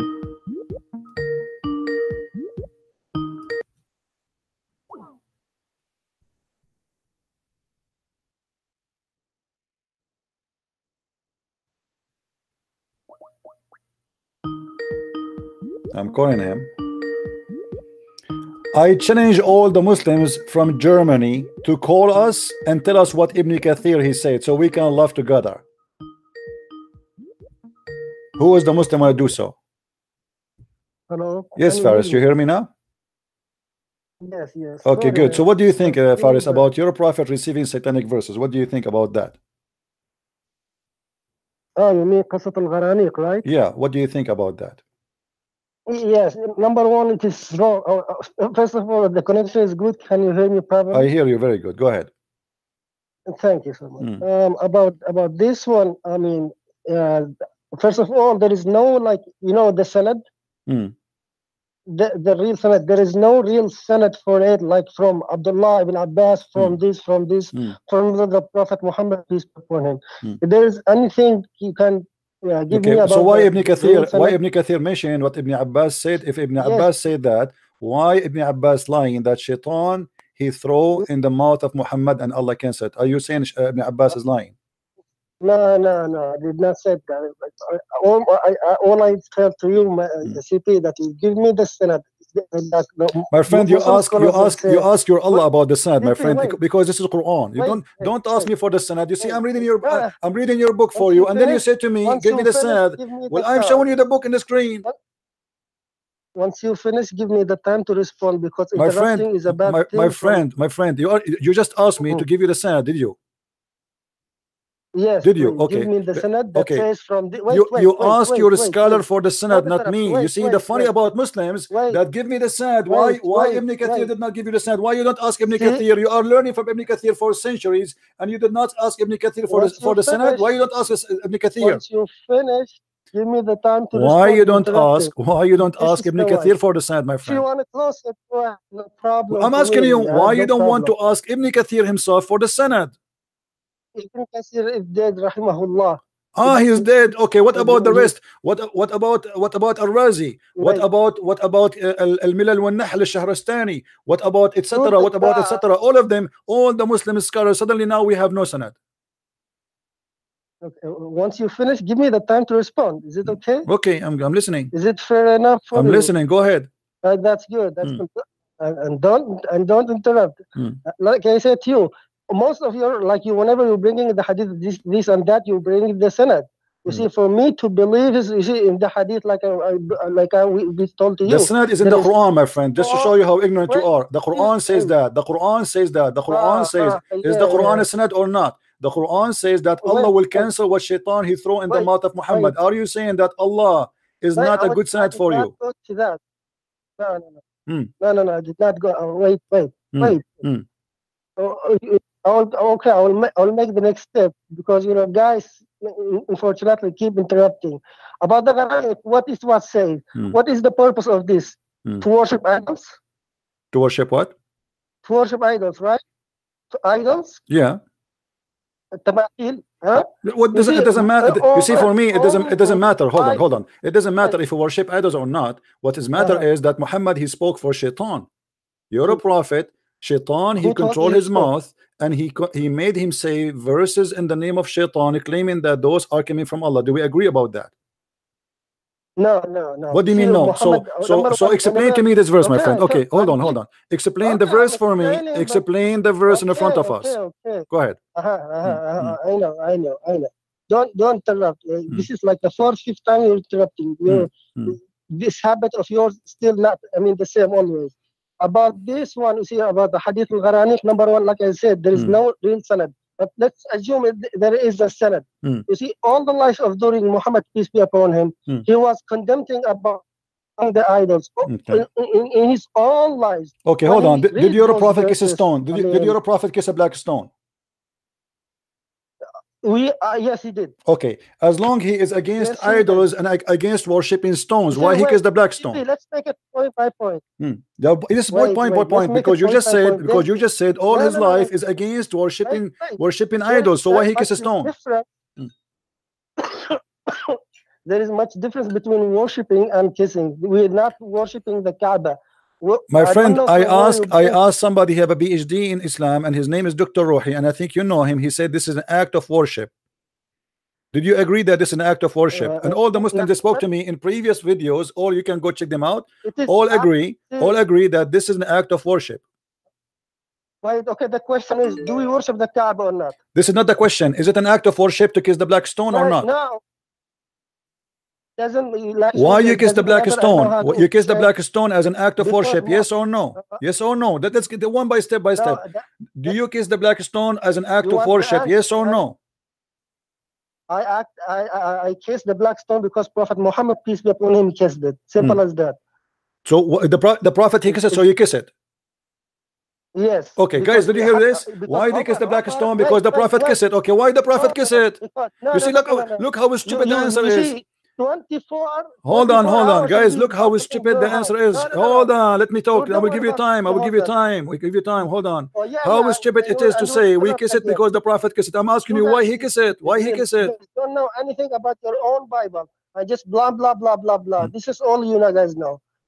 Jumping from one subject to another. If you're a brave man enough, why not going to debate somewhere? But no, you have to hide behind yourself. Debate who? Here's the thing. I will give you a very small tip because your brain's full limit. Go ahead and make your phone with you. Okay, hold on. If I show you a snap of this, if I show you a snap of this, shut up. If I show you a snap of this right now, what you will do? Shut up. If I show you, this is Sahih al-Bukhari, Abdul. This is Sahih al-Bukhari. I will put it in front of you. I was waiting for you to get excited. I was waiting for you to get excited. This is Sahih al-Bukhari saying that. What do you would say? I'm always excited. This is Sahih al-Bukhari. This is Sahih al-Bukhari saying that's a hadith. What do you say?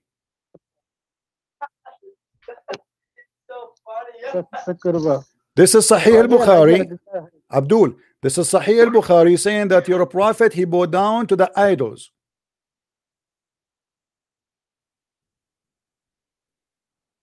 Are you there? Are you there? Are you going to die now on me? Don't hang up. Here we go. I'm not going. You like 4 or 5 times. You're hanging up. Read it. Here we go. This is Sahih al-Bukhari. You asked me for the sanad in front of you. لحظة. Do you want camel urine? No, I want poop sandwich. Well, poop sandwich is good because your prophet, he taught you to eat poop too. You want to see it? No, poop in the Bible. It doesn't say, my friend. That's a lie. That's a big fat lie. That's a big fat lie. Yeah. Because you can. Abdul. Now read. You got busted. This is Sahih al-Bukhari. Saying you're a prophet. He bowed down to the devil. Read it.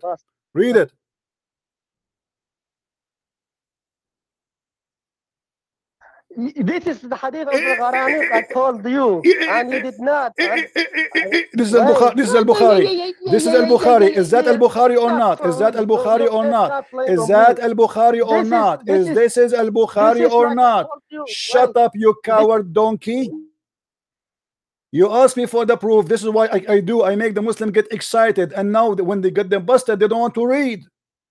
This is Sahih al-Bukhari, hadith number 1071. Chapter, the prostrating of a Muslim along with mushrikeen. Only if you are a Muslim, call me please. Hello? Oh boy.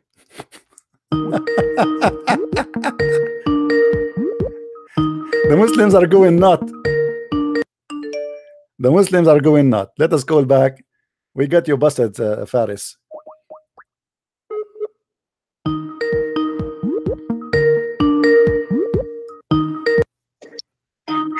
Hey, Amir. Hey, brother. Sorry for that. Do you see Sahih Bukhari in front of our eyes?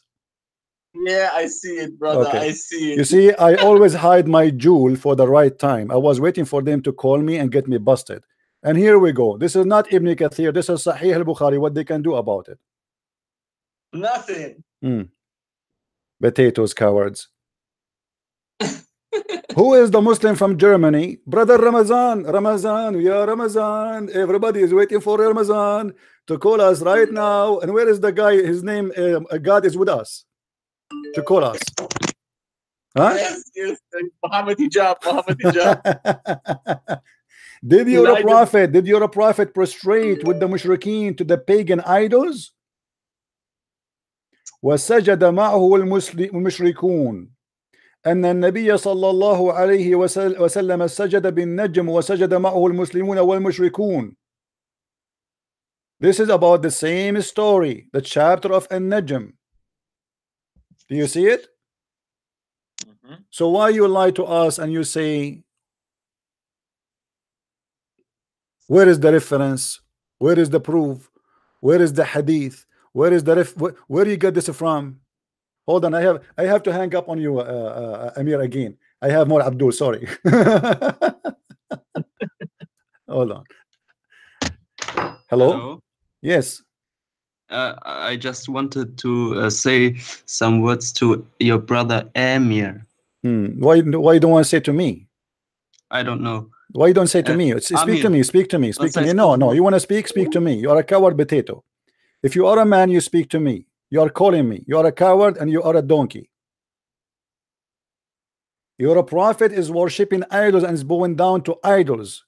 And now you are worried about Amir? Amir, yeah, Amir. Amir is driving you crazy, don't he?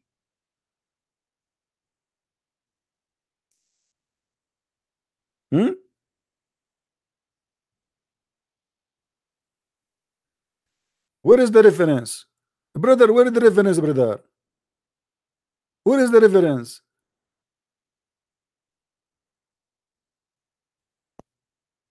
Hello?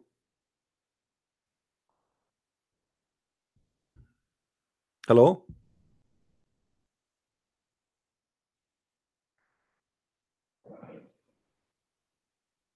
Hello?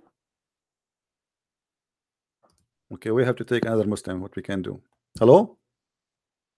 Yes, hello, good afternoon, good evening, good morning, whatever your time is. Thank you very much for all the good greeting. What do you want to say, my friend? You are a Muslim. What do you want to say? I'm not a Muslim. I'm a proud Muslim, by the way. You are a proud Muslim. Yes, so proud to be a Muslim. What does that mean? So let me tell you something. No, don't tell me something. What do you think about the topic we're talking about? Your prophet is bowing down to the idols. Just relax. I'm relaxing. Eat chocolate. Drink camel urine. Okay, come on, my friend. You're a proud Muslim. Well, are you proud about your prophet bowing down to the idols, worshipping idols? Yes or no? You want to hear the answer, right? Yes, just go relax. ahead. Go ahead. Let me answer you while I'm drinking my urine camel with stream oil. Okay? Now, can you show me in the hadith where does it say that Prophet Muhammad bowed to the idols? It says in the front of you. It says, here we go. Say, no. Are you certified donkey or you are not certified donkey? Let me make a certified one. Here we go. It's in front of you. When you say to me, can you show me? It's in front of you. And you say, can you show me? Read with me. Yes, sure. Read with me. رضي الله عنهما أن النبي صلى الله عليه وسلم سجد بالنجم وسجد معه المسلمون والمشركون. Do you see it? Relax. Please. Relax. You need to call me names. I'm not calling you up just. I'm not calling you. I'm calling you as Allah He called you. I respect you, so please respect me. Okay, go ahead now. Why you are saying to me what it says? Show me what it says that. It says that in front of you. Okay, just let me educate you. Just relax. Okay. It doesn't say here that Prophet Muhammad, peace and blessing be upon him, bow to any idols. I challenge you. Now listen. Okay, hold on. No, it says that. Let me show you why. Because the pagan, they are bowing down with him, worshiping what? Just wait, please. You are asking me a question, so give me a chance to answer you, please. You don't keep interrupting me. Don't worry about it. Okay. You ask the question. Just give me a couple of minutes to answer you. Then after that, you have a couple of minutes to answer. Yes. Wonderful. Okay. Is it difficult? Good. Okay. Just relax. Take a deep breath. Have yourself a cup of juice. Okay, waiting the answer. Don't waste my time. Go to the answer. Did he and the pagans are bowing together? Yes or no? Just relax. Yes or no? It says in no, it doesn't say that until you know. Then you are not honest. You are a coward. Swear by Allah, it doesn't say that. That both of them they are bowing together. Swear by Allah, by the shin of Allah. No, don't tell me CP, please. Swear by Allah, you are a liar. Here we go. This is your Muslim translation. You see, I will show it in English. Why in the Muslim translation they are praying together, worshiping the same God? What is the same God? The Muslims and the pagan they worship. Go ahead. Just let me speak, please. Just I'm asking you. You're avoiding the answer. What is the God they are worshiping there together? I wanted to show the hadith again in Arabic and English. Where it does it say? I'm showing it to you in English right now, and I show it to you in Arabic. Read it for me. Go ahead. Okay. I'm reading with you now. It says in front of me, the Prophet, I prostrated while reciting an-Najm, and with him prostrated the Muslim, the pagans, the jinn, all human beings. Now, does it say that he was prostrating for idols? Why? Yeah, obviously it does, because if you all of you worship one God, this means obviously you are worshiping one God. What is the pagan worshiping? What is the pagan bowing down for? CB. When you're a prophet, he was praying. He was praying to who? Make the pagan bow down with him. If the pagan they don't believe in what Muhammad believed, why they bow down with him when he recited the chapter of An-Najm, which is the same chapter he received the satanic verses according to the Quran? Allah will take it off. So Muhammad recites satanic verses. The pagan they heard him, they agree with him, they bow down with him. That's what it says. You see, I did not interrupt you. I listened to you. Now, will you please be kind enough to listen to me as I listen to you? Go ahead. Don't interrupt me, Go please. Ahead. Okay, thank you very much. Please. Now listen and learn, please. I'm learning. First of all, I'm challenging you in front of everybody to show me what does it say that Prophet Muhammad prostrated to idols. It doesn't say that whatsoever. You see. Hold on. You see, you made a challenge. Let me answer you. You made a challenge. Let me show you. Come on. Let me show you, Abdul. You made a challenge. Can you show me? The story, all of it is connected. Here we go. We go to Ibn Kathir, we go to At-Tabari, we go to Al-Qurtubi, we go to all of them. They say it in the Quran. The Quran confirmed that Muhammad received satanic verses when he was reciting the chapter of An-Najm. Do you agree with the Quran or not? Do you agree with the Quran or not? Relax.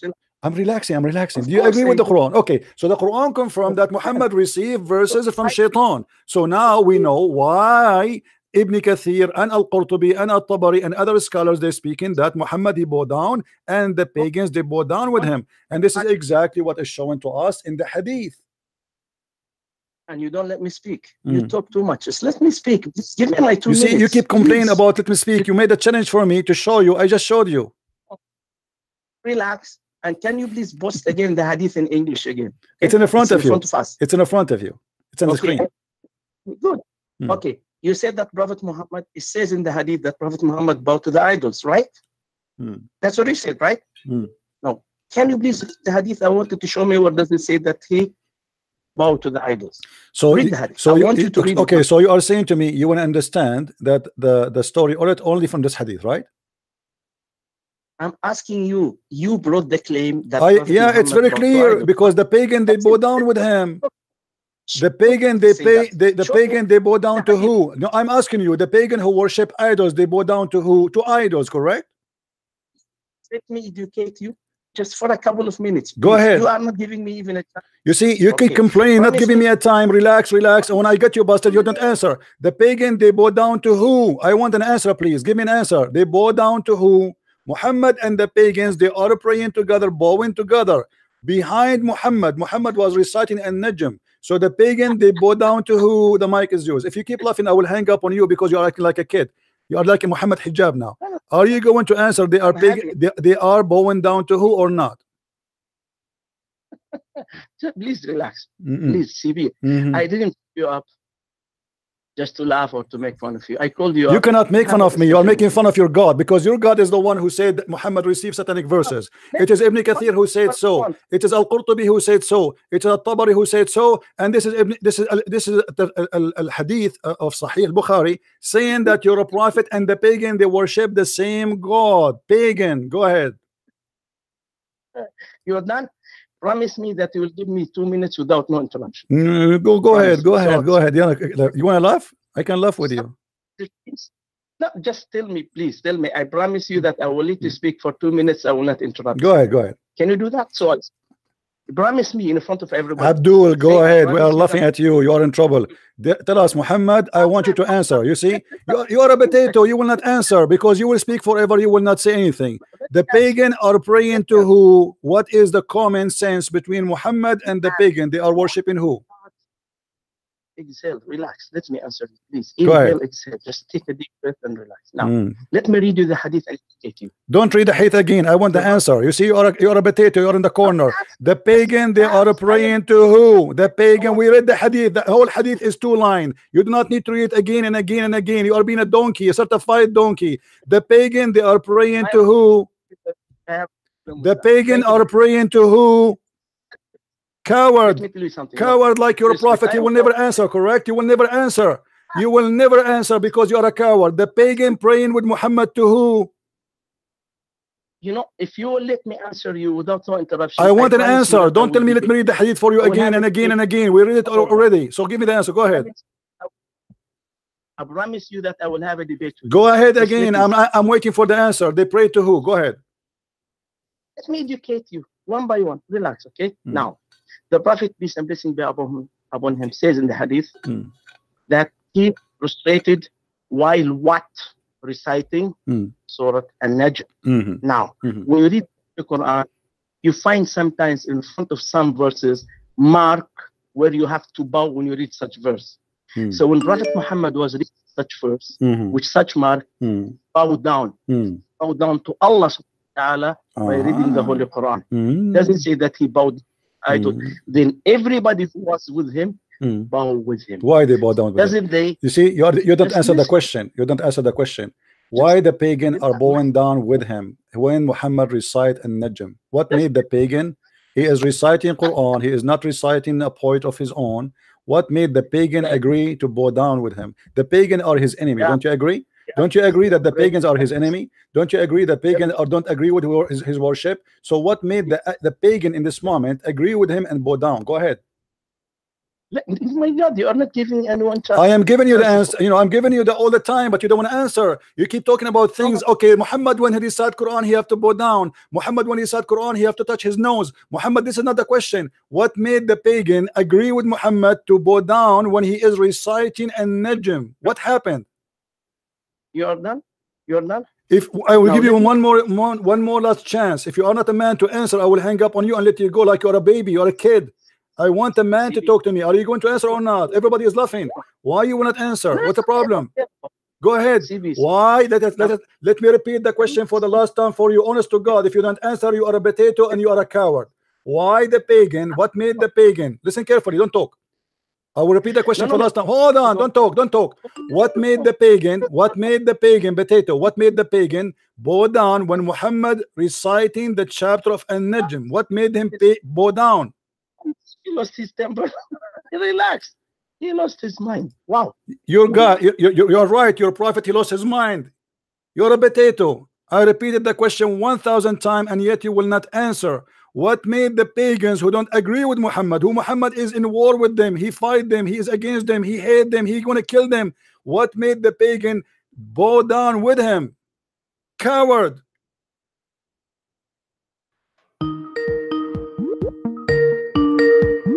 All of you are the same. Cowards. The hadith here confirm that Muhammad and the Muslim, they share one religion. It's a paganism. Are you going to answer or you are going to play games? Why did you? Because you're a kid. I lost my voice. I lost my voice. I'm screaming. I want you to answer me and you keep repeating the same joke. The prophet he used. Okay, so are you going to answer now, please? something. Are you going to why did answer? you Don't have- tell me something. Are you going to answer? Yes or no? What made the pagan in this moment to bow down with Muhammad? Go ahead. You were sitting, you are in a corner. Hadith doesn't say that he bowed to bow Well, to everybody is laughing. You can say whatever you want. Let us see who's in the corner.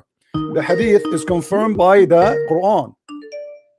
The hadith confirmed by the Quran and by the Sunnah and by all the interpretation of Muslim scholars that Muhammad and the pagan, they bow down because Muhammad, he recited a satanic verses, unless you are saying the Quran is a lie. And this is here report exactly what happened. You see, I lost my voice screaming, asking them to read. Yes, Hamza. Hello? Yes, You can hear me? I hear you. All right. Yeah, I think that hello. I hear you. Go ahead. All right. I think that there are many gods, but there is only Allah to worship since the beginning. So the jinns are also gods, but Get lost. I mean, where this guy's coming from? This is a funny Muslim. There's many gods, and I mean, there's a jinn. They worship a god. Here we go. Too much hashish.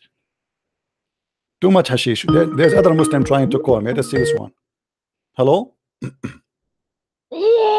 Okay, your mama is saying hi to you. That's what the Muslims can do. No problem.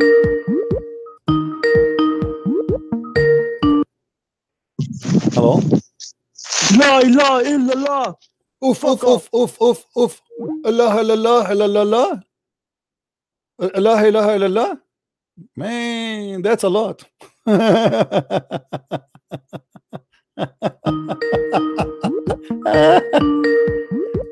Don't call me, kid. Don't call me the guy who believed that genie are God, whatever stupid thing.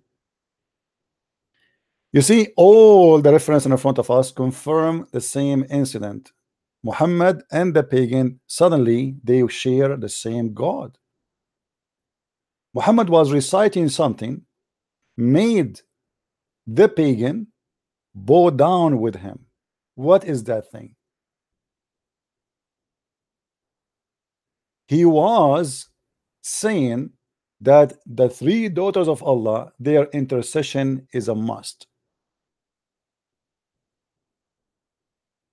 Otherwise, why the pagan will bow down with Muhammad when he's reciting Quran? This is Quran. He's not reciting like a prayer of the pagans, unless you know it was not reciting the Quran. It says here he was reciting An-Najm specifically, and this is what the story is about. The chapter of An-Najm, as we see in front of us, is the same chapter speaking about Muhammad.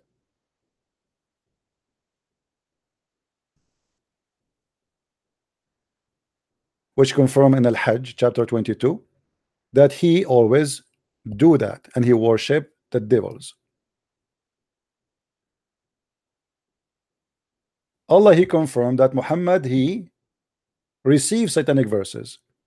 We go to the interpretation, the scholars. Ibn Abbas, he confirmed that Muhammad, he received satanic verses. Is Ibn Abbas is a liar? Is he? Why Ibn Abbas want to say such a thing if it's not true? As you see in front of you, when he recite, when he spoke, it said, it referred to his recitation.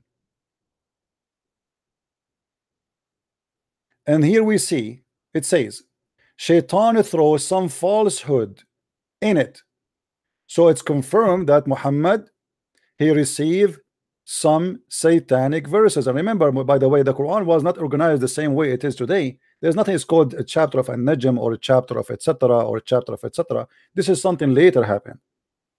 So when Muhammad received this verse and he praised the pagan gods, the three daughters of Allah, the pagan, they bow down with him and they liked what he said, because this is what they believe. Muhammad, he just admitted that this is what he believed. If we go to the Islamic interpretation,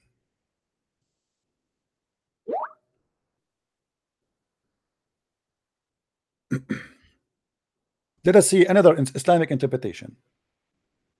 Or let us say there's a book, it's called the Book of Asbab al-Nuzul. Asbab al-Nuzul.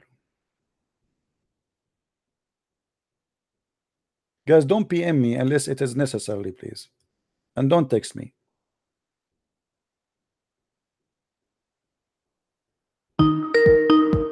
Who wanna?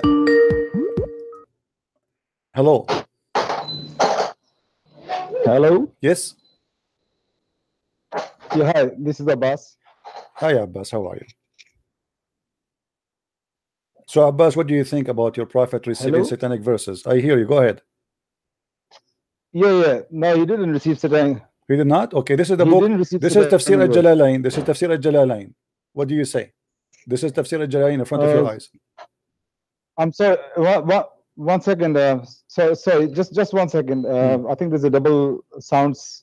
Mute YouTube so you will not hear me twice, please. And I apologize from Amir. I'm sorry about that. Amir, I apologize from you if you hear me, because as you see, we want to get them busted with this. And I'll call you back. There's some problem. 1 second. 1 second. Okay. Guys, this is Tafsir al-Jalalain. This is Tafsir al-Jalalain. This is the official government website of the Kingdom of Jordan. This is the Muslim translation. And this is the address of the website you can contact them in the Kingdom of Jordan. This is a website owned by the king himself, who claimed that he is from the children of Muhammad. What it says.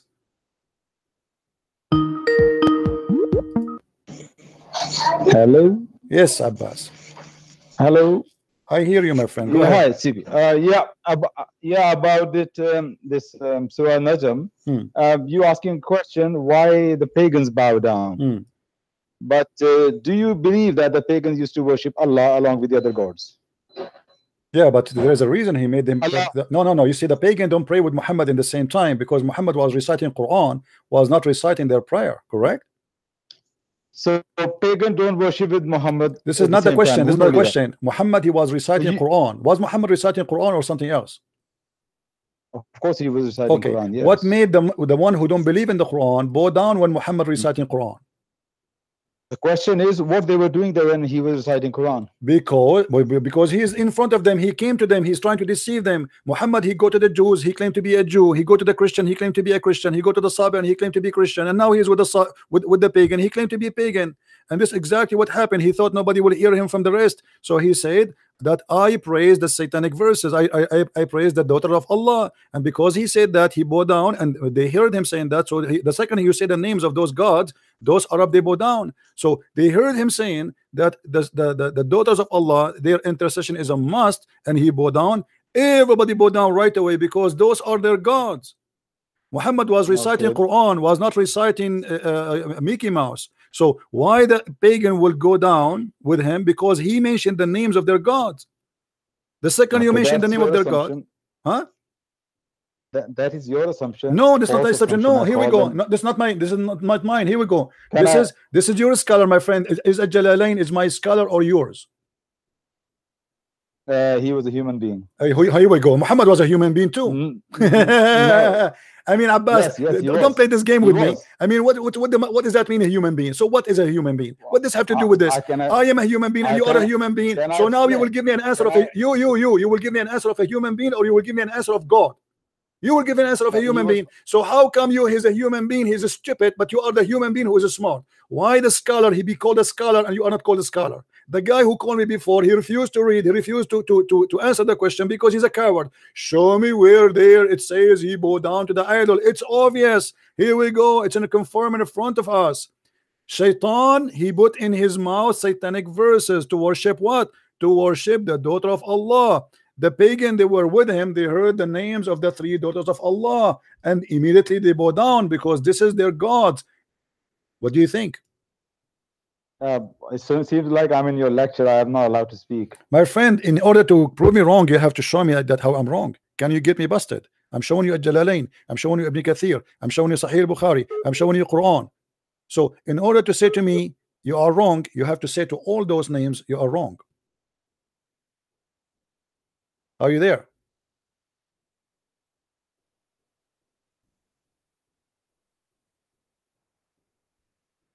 Are you there? Call me back. Amir, my friend, are you there? I really apologize from you.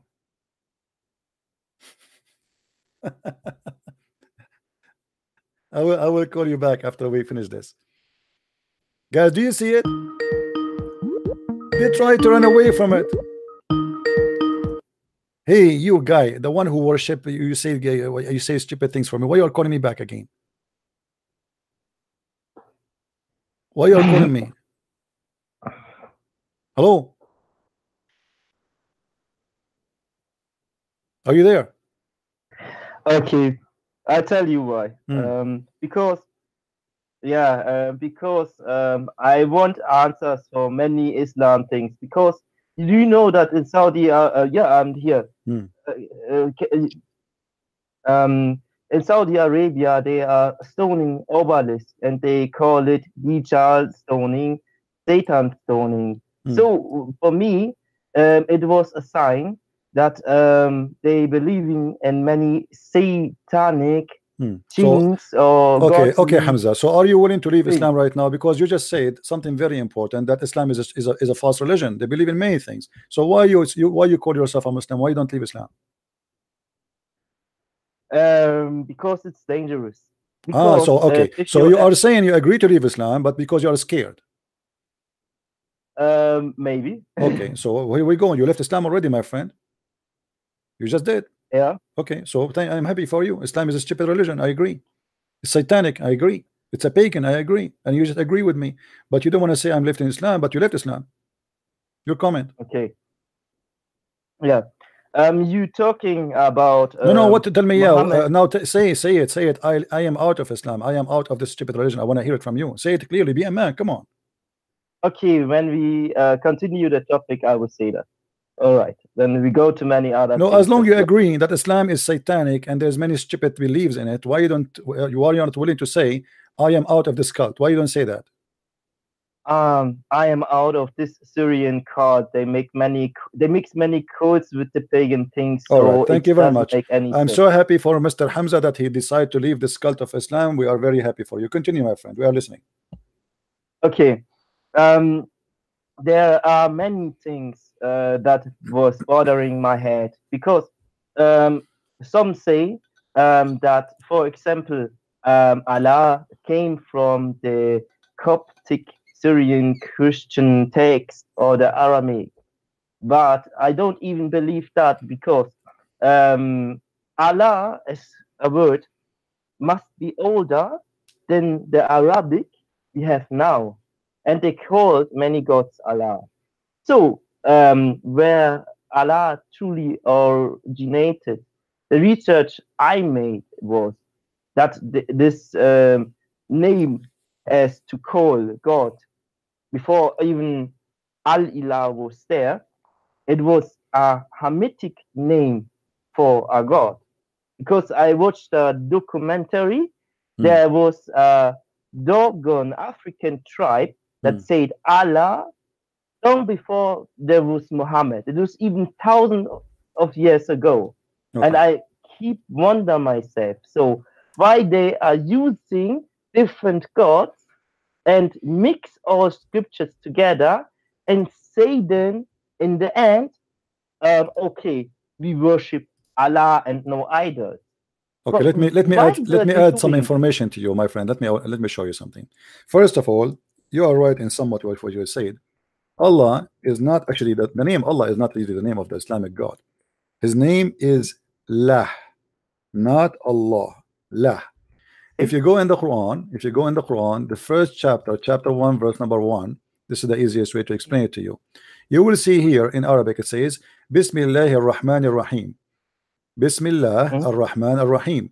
You will notice that the second word here, there's no alif. Alif in Arabic mean a. Why? Okay. So what happened to this alif? Why this alif disappear? Simply because this is not part of the name. You see, if the name have alif, we cannot take it off. We cannot take a letter off, right? It have to be staying there. So it's gone. Hold on, don't talk. Hold on.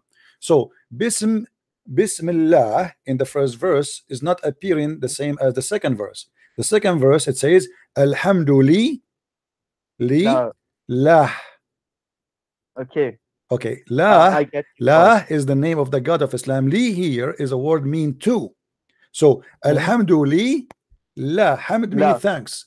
Li, I will write for you the word li in a different color. I will make it in a green. Here we go.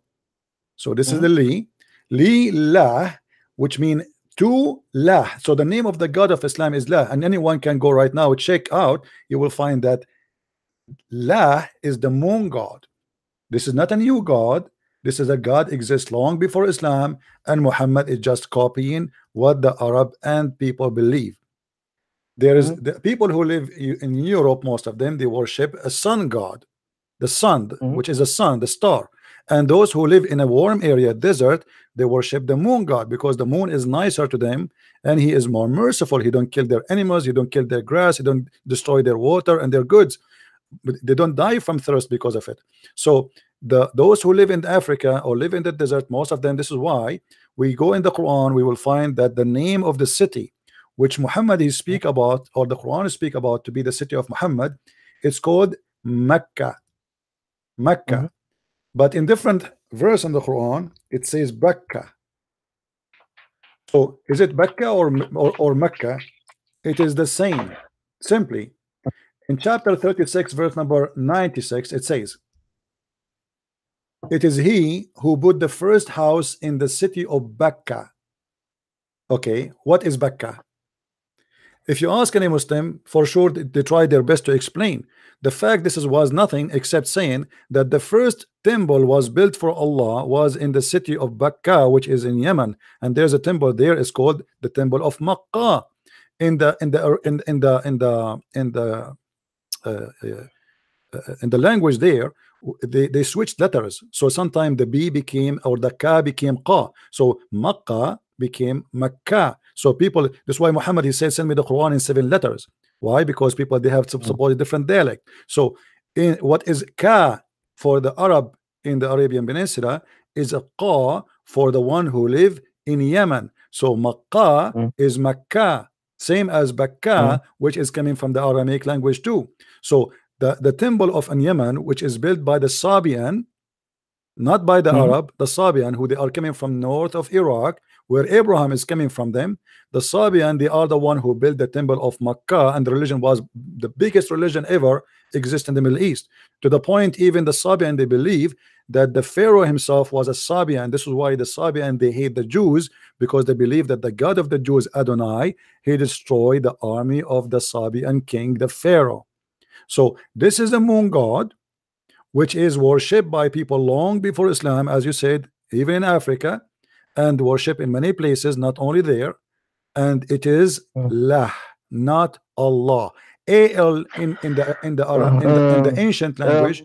Can I do one surah in the Quran? Because there are written 4 letters, and many people say in Surah 10 verse 1, it's also about Allah. So we have different writings and meaning of the word Allah itself.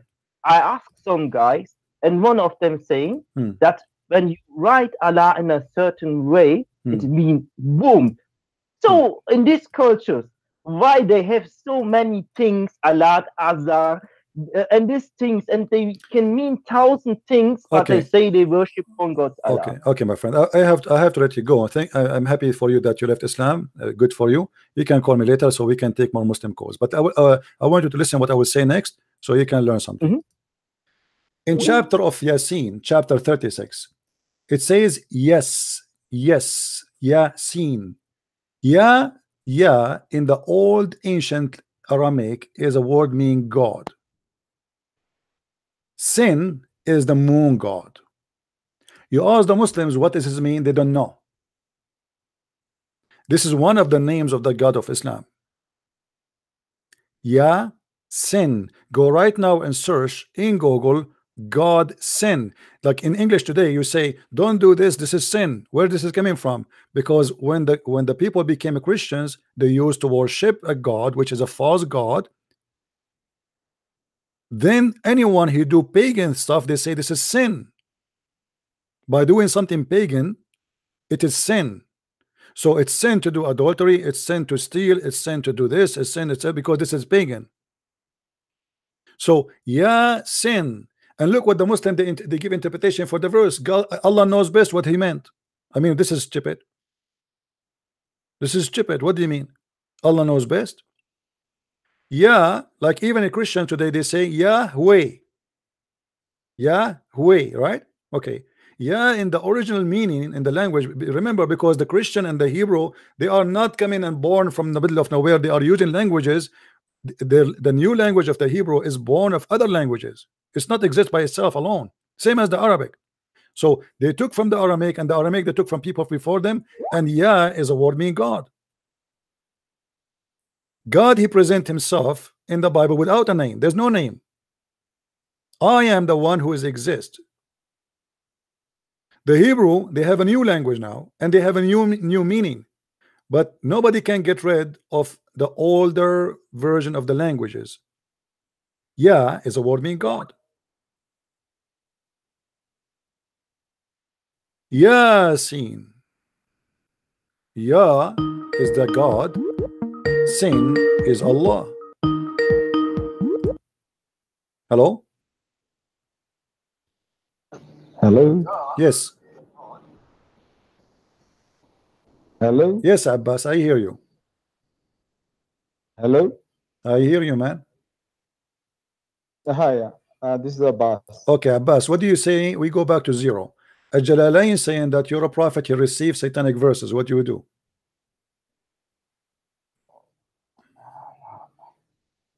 Seriously. It's in front of you. You can read.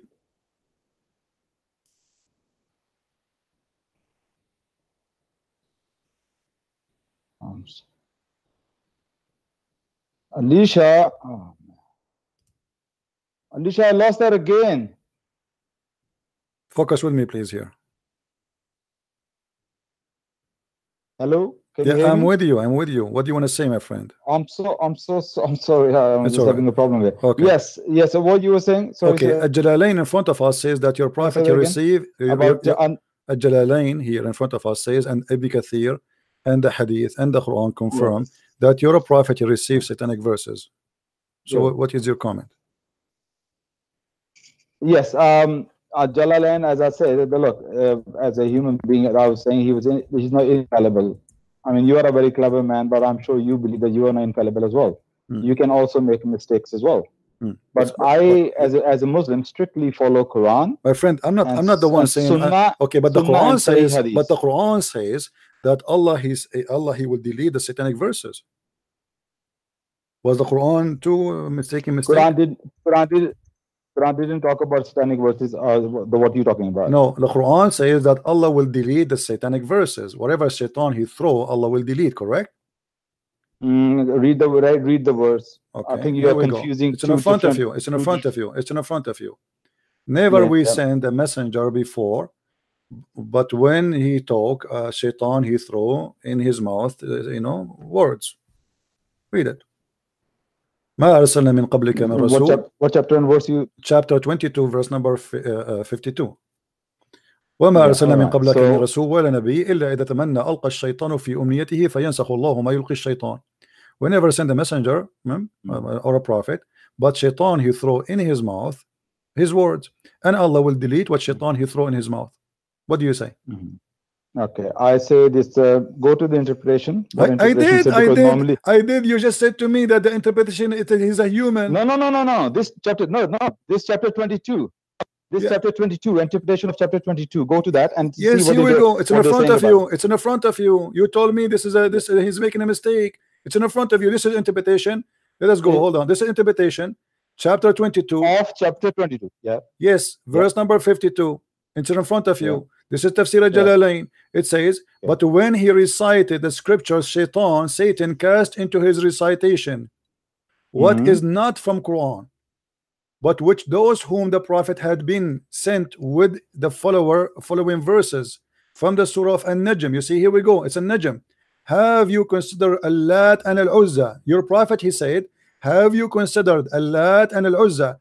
The one who called me before you, the Muslim who was laughing too much, he was laughing at his Prophet. because he don't want to say, he don't want to agree that when his prophet was reciting an Najm, that pagan they bow down because he was worshipping and the Allat and Al-Uzza. And look, here is confirmed.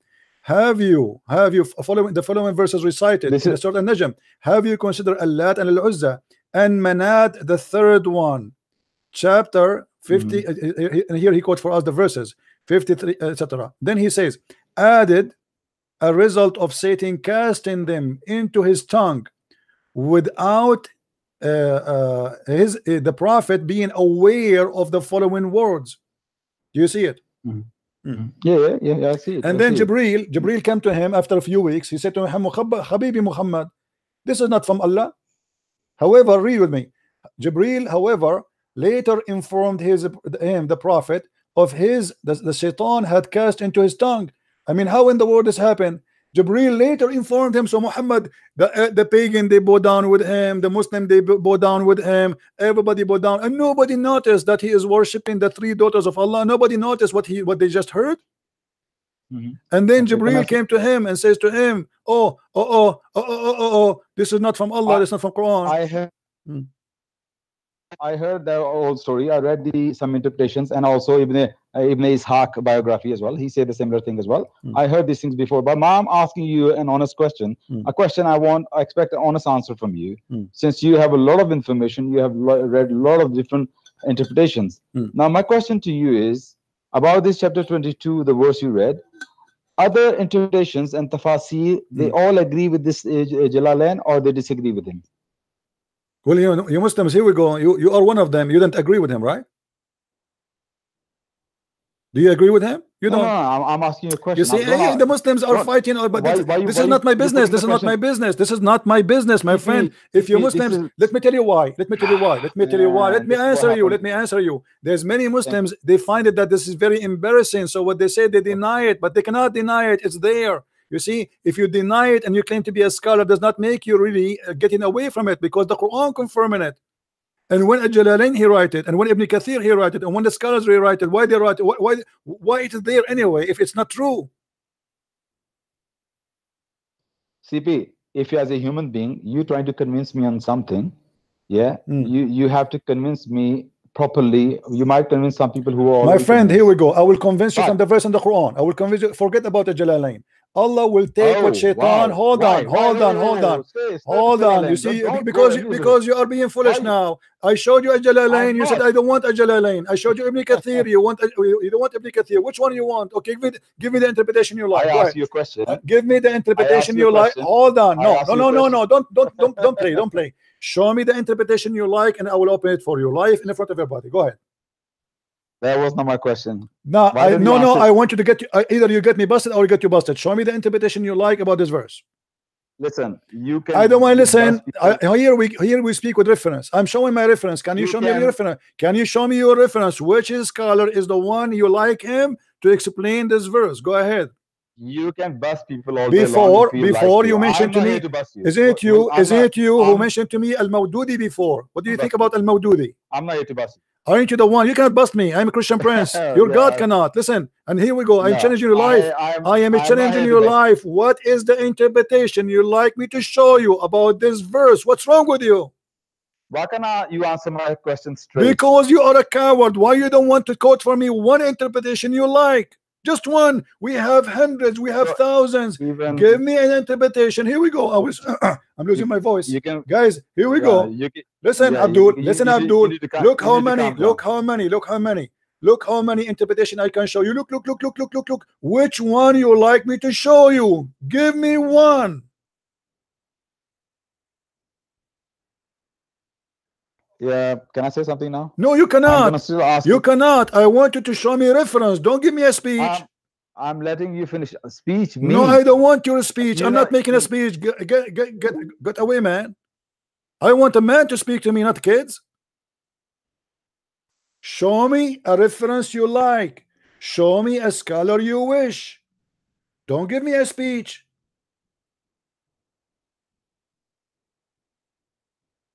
Let me talk, man. I'm not asking you here just to talk. I want you to show me a reference. Which one of those you like me to read for you?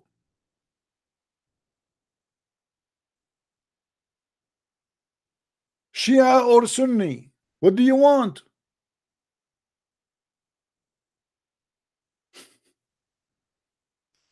I show them reference, they give me speeches. I ask them questions, they give me he wanna be like that, the other guy like Muhammad Hijab. Relax, Christian Prince, relax, Christian Prince. I'm relaxing. Are you? What was the reason made the pagan when Muhammad was reciting the chapter of An-Najm to bow down? What was?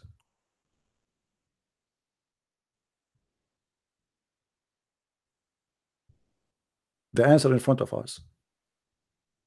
He recited the names of their gods.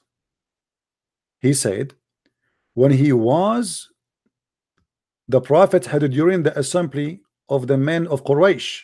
So he came to them, Quraysh. He thought there's no Muslims there, only Quraysh, the non-believers.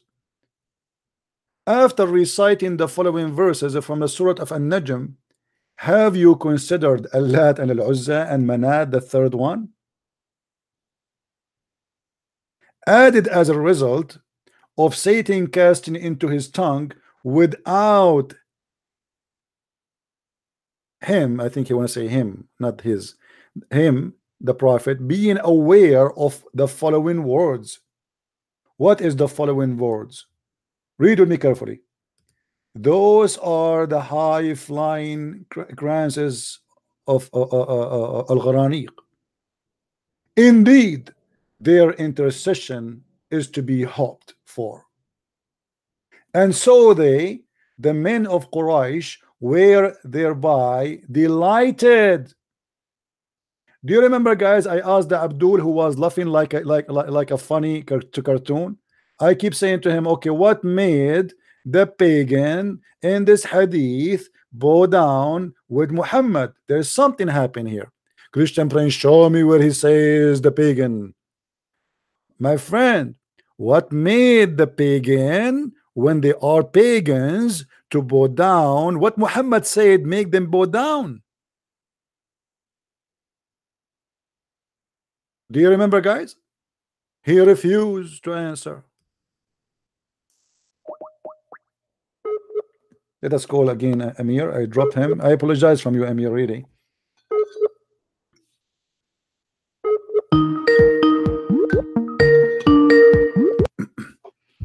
Hey, Amir.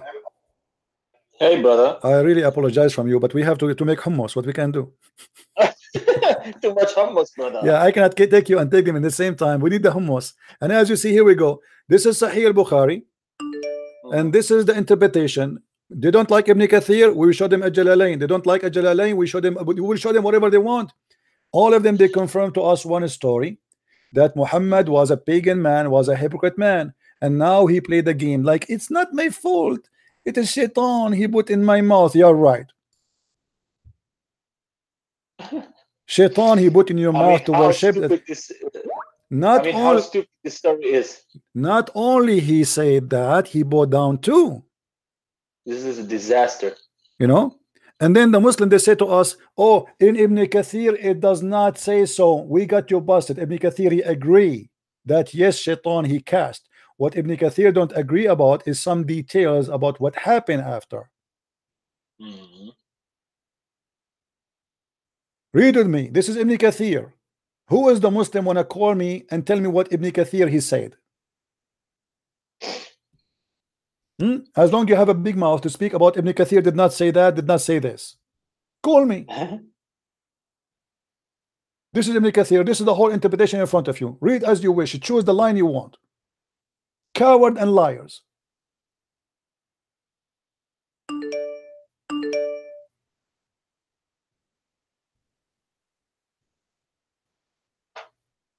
It is amazing how they fabricate a try to solve a problem. You cannot solve a problem by lying, my friend. It doesn't help you.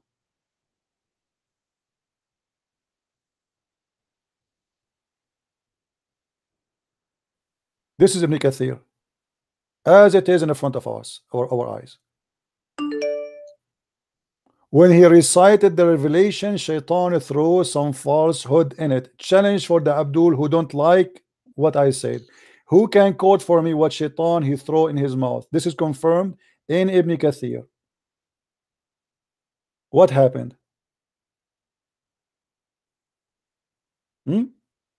If we go right now to read a chapter of An-Najm, chapter An-Najm,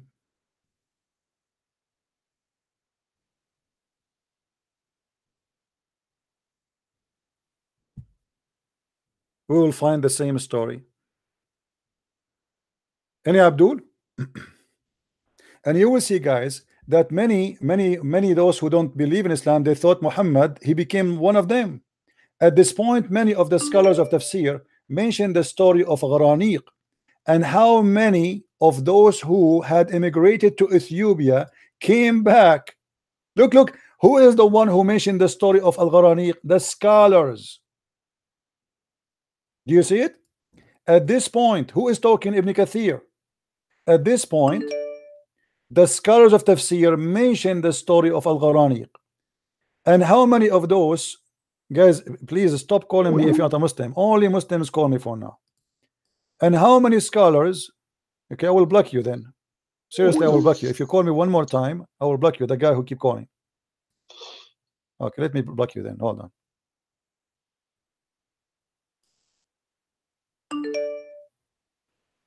Some people, they have a madness.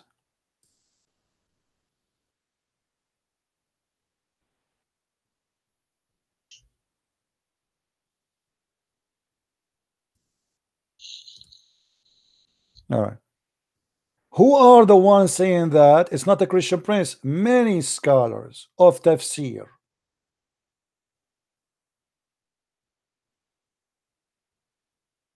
Let me take this Abdul. Amir, forgive me again. Abdul is calling.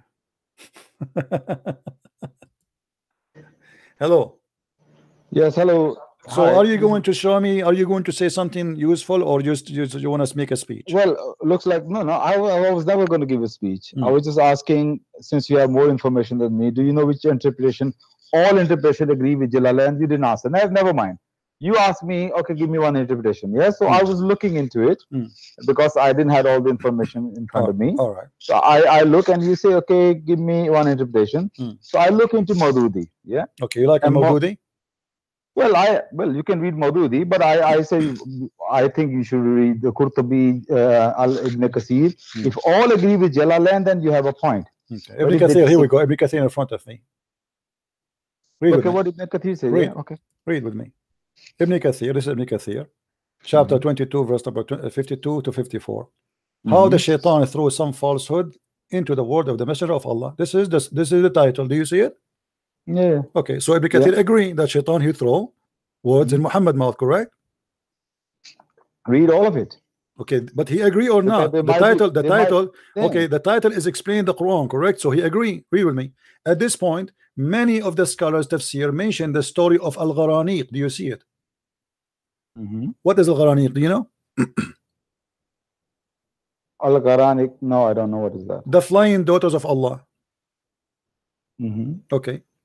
And how many of those who had immigrated to Ethiopia came back when they thought that the adulterer of Quraysh had become Muslims? Why they became why they thought they became Muslims? Do you know why? Yeah, because they thought they bow down with Muhammad. Thank you very much. Thank you. You are being smart now. So guys, hold on. You are the one who asked me for Ibn Kathir, right? Okay. So they bow down. You are the one who said to me Ibn Kathir. No, you said that. I didn't. Guys, did he say to me go and read Ibn Kathir? I said I was reading Maududi. Okay, give me a link. Give me a link for a Maududi. Give me a link for a Maududi. Go ahead. Give me a link. I can't. I'm not that savvy in this thing. No, you give me a link so I can show you Al Maududi. I thought you already have it. You want me to read? I don't have it in English. Maybe I can find it in Arabic. Let's see if I can find it in Arabic. Hold on. You want me to read Maududi? Yeah, read. Go ahead. Yeah, Maududi interpret like this. He says, if the first meaning is taken, it will imply Satan tried to prevent the fulfillment of his desire. If the second meaning is taken, it will imply when the Prophet, peace be upon him, recited the revelations, Satan created different sorts of doubts about its truth and meanings in the minds of the people. As Maududi says, it's the people who are hearing his words. And what does that mean? What does that mean? Meaning when Muhammad reciting some verses, okay, the people have different understandings. Satan making them understand differently. Like when but even hold on, I read the same verse. Hold on. ISIS understand the verse differently. Okay, no. You see, and I understand but this the is that's mean al-Mawdudi is a certified donkey, because the Quran said that yes, because the Quran says Allah will throw what it throw in His prophet, not in the mind of the people. So how al-Mawdudi say such a thing, stupid thing, against the Quran? Isn't it the Quran in front of you saying that shaitan he throw in the messenger? Never did we send a messenger or a prophet before you, but whenever he had a desire, Satan interfered with that desire. So who is the one who shaitan he throw in his desire? The prophet or the followers? The prophets. Thank you. But al-Mawdudi he said the opposite. Al-Mawdudi he said that they have wrong understanding. So Maududi as a scholar disagree with. Just go. Your Maududi is no scholar. He's a potato. He's a donkey. How he say that they got wrong understanding? Where does that exist? It says here he will cancel it from the Quran. I mean, what this is Maududi, this is a sheikh, this is a donkey. Go and use his papers for his book to toilet paper. The Quran says Allah will cancel what shaitan throw in the mouth of the prophet, not in the mouth of the believers.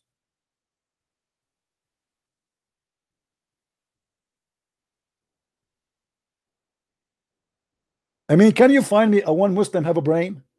It's impossible. According to scientific study by Dr. Zakir Naik, that the Muslim brain is the most expensive brain. Why? Because it's never been used.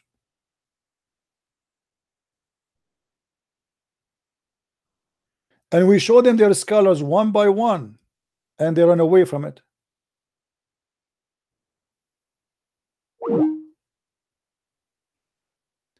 Where is the guy who was laughing before? Where is the Abdul who called me? Christian Prince, relax. Christian Prince, relax. Does it say there by Bacon? Christian Prince, does it say there the idols? Christian Prince, relax, ha. Relax.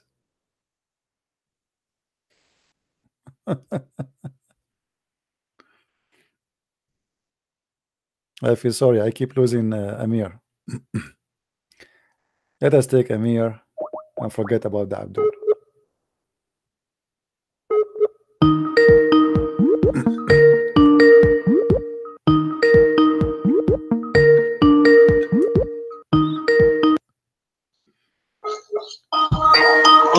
Hey, Amir.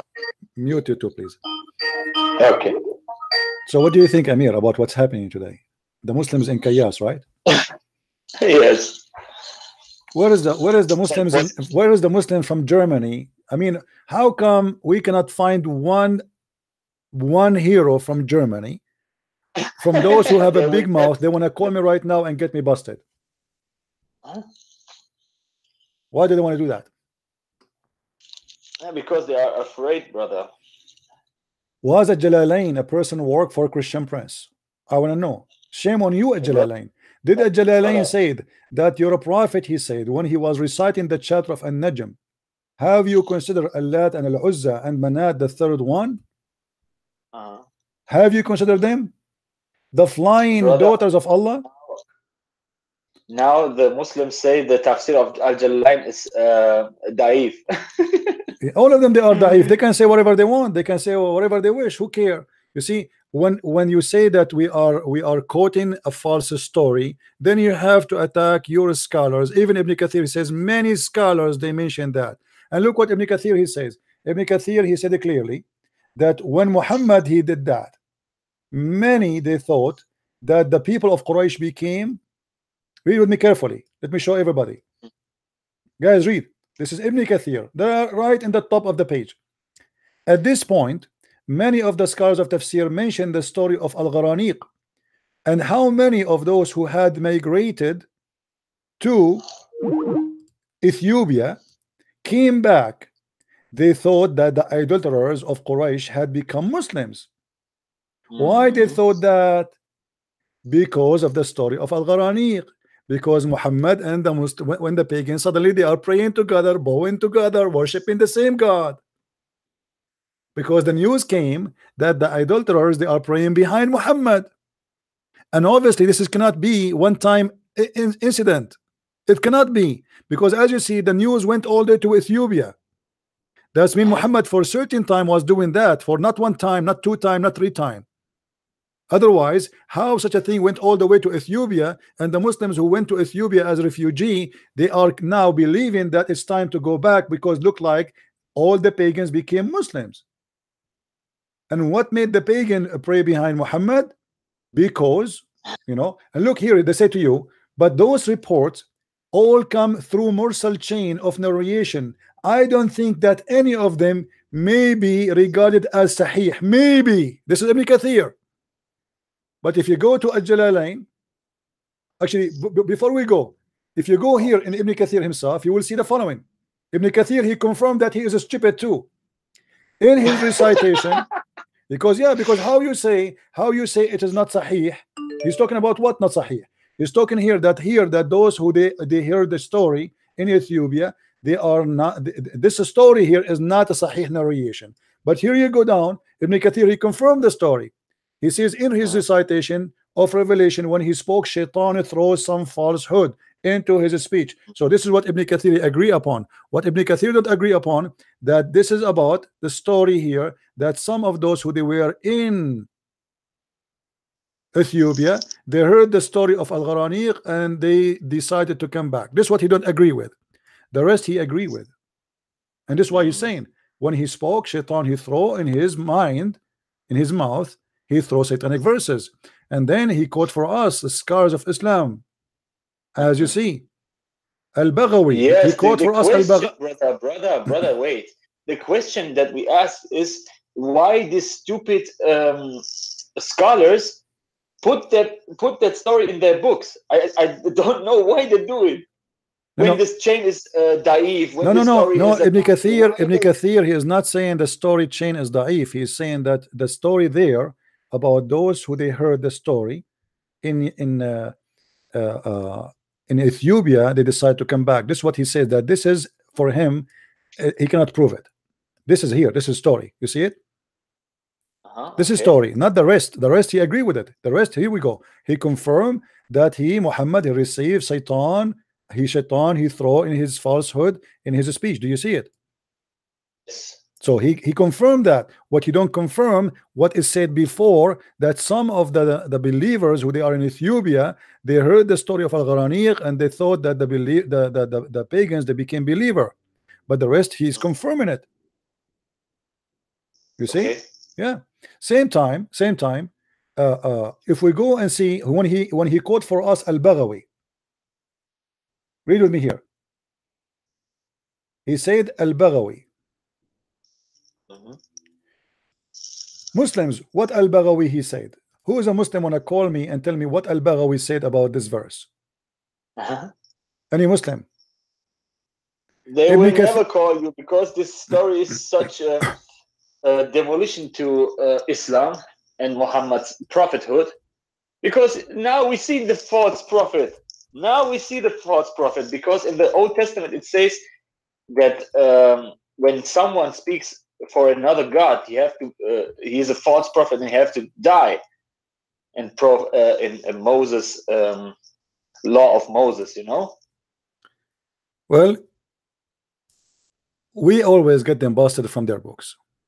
Amen. This is if we go and we check Tafsir Al-Baghawi for the same verses we are talking about, who is the Muslim wanna call me? As long Ibn Kathir, he is admitting that he is learning from Al-Baghawi. Any Muslim wanna call us and read for us what Al-Baghawi said? This is Al-Baghawi. This is his boss.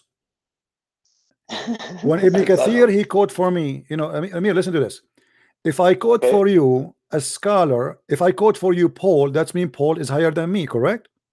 Paul, he don't quote Christian Prince, because Christian Prince is not the one who will explain the Bible to Paul. So Yes. when Ibn Kathir, he quote Al-Baghawi. Who is the Muslim wanna call me and read for me what Al-Baghawi he said about this? Who is the Muslim hero is willing to do that? Any Muslim? Mayday, Mayday. We are looking for a Muslim.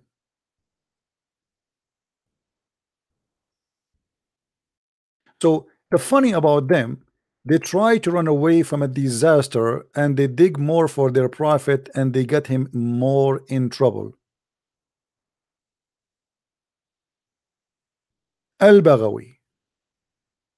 Who is a Muslim wanna call and read Al-Baghawi, the teacher of Muhammad? This is Al-Baghawi. I will put it in the screen so everybody can laugh.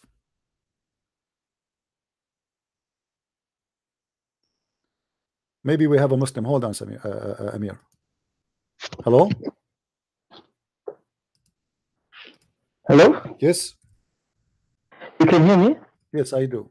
Are you a Muslim, my friend? Yes, I'm a Muslim. Right. I want to talk about something because I found it very obvious because, for example, Al-Tabari 1, verse 90-91, it says that those that have wisdom, that has no wisdom, but talk about the Quran bad, will end up in fire. In the explanation, it says, whoever explains the Quran with his opinion or what he has no knowledge of them, let him assume his seat in the fire. And so, yeah, what we will say now. What do you think about the chapter we are reading from about satanic verses? This is Ibn Kathir is quoting Al-Baghawi and consider Al-Baghawi as a big scholar to learn from.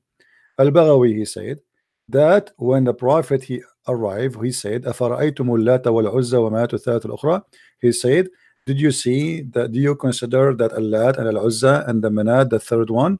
Satan, he cast in his mouth, تلك الغرانيق العلا إن شفاعتهن لترتجى.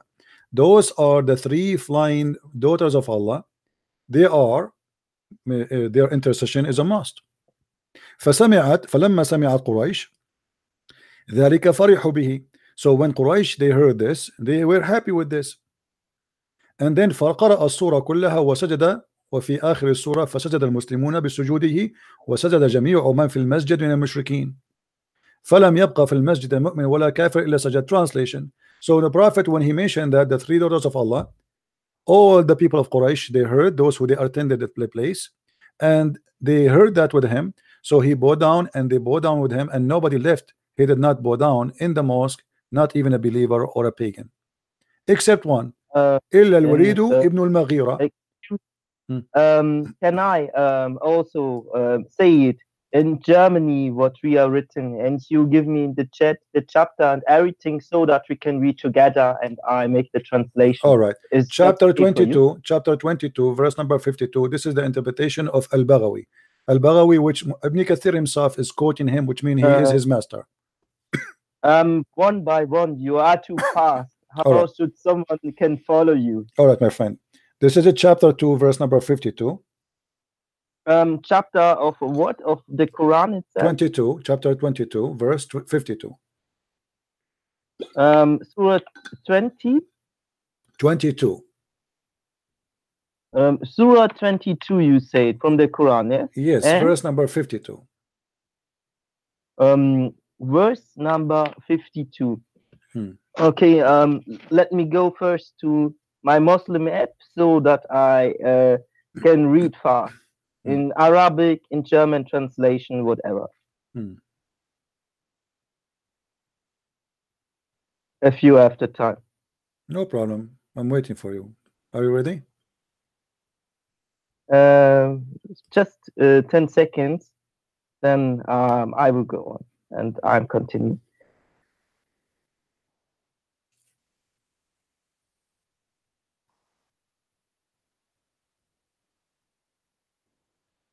Surah Al-Hajj, right? Yes, verse number 52. Okay. Interpretation of Never, Al-Baghawi. never did we send a messenger or a prophet before thee, but when he found a desire, Satan threw some vanity into his desire.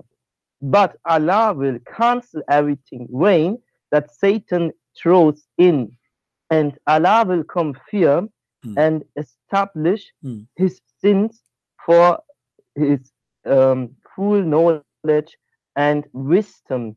Okay, let me now go for the German translation so that I can read it as well. It's from Asaf Bubenheim, so nobody can complain that I have a wrong translation of it. Okay. What? Who is Bubenheim? If I don't know what he's saying, I will not know if he's wrong or not. All right. Anyway, but anyway, you are claiming that he is a good translator. No problem. In Arabic, and then I will read it. No, my friend, let us go. I mean, what this is all about. The German, they can go and check the verse themselves. They can check the chapter. We give them the verse, the chapter, verse number. They can go read. Now, give me the interpretation. What this is? What happened? It's saying that Allah will avoid the bad verses that Satan gave Muhammad, clearly, or the prophet, the ascended. So it's confirmed. It's confirmed that Muhammad received satanic verses. Thank you. Yes. Okay. So now what we will do? How Muhammad received satanic verses? That's mean Muhammad at this moment, he is a messenger of Allah and messenger of Satan at the same time. Yes. Are you a Muslim still? I'm just learning, you know. No, I'm asking you. I mean, are you going to follow a prophet who received and he admit that he is receiving verses from Satan? How a messenger can be speaking for two gods at the same time, Satan and his God? How he can be a messenger for two in the same time?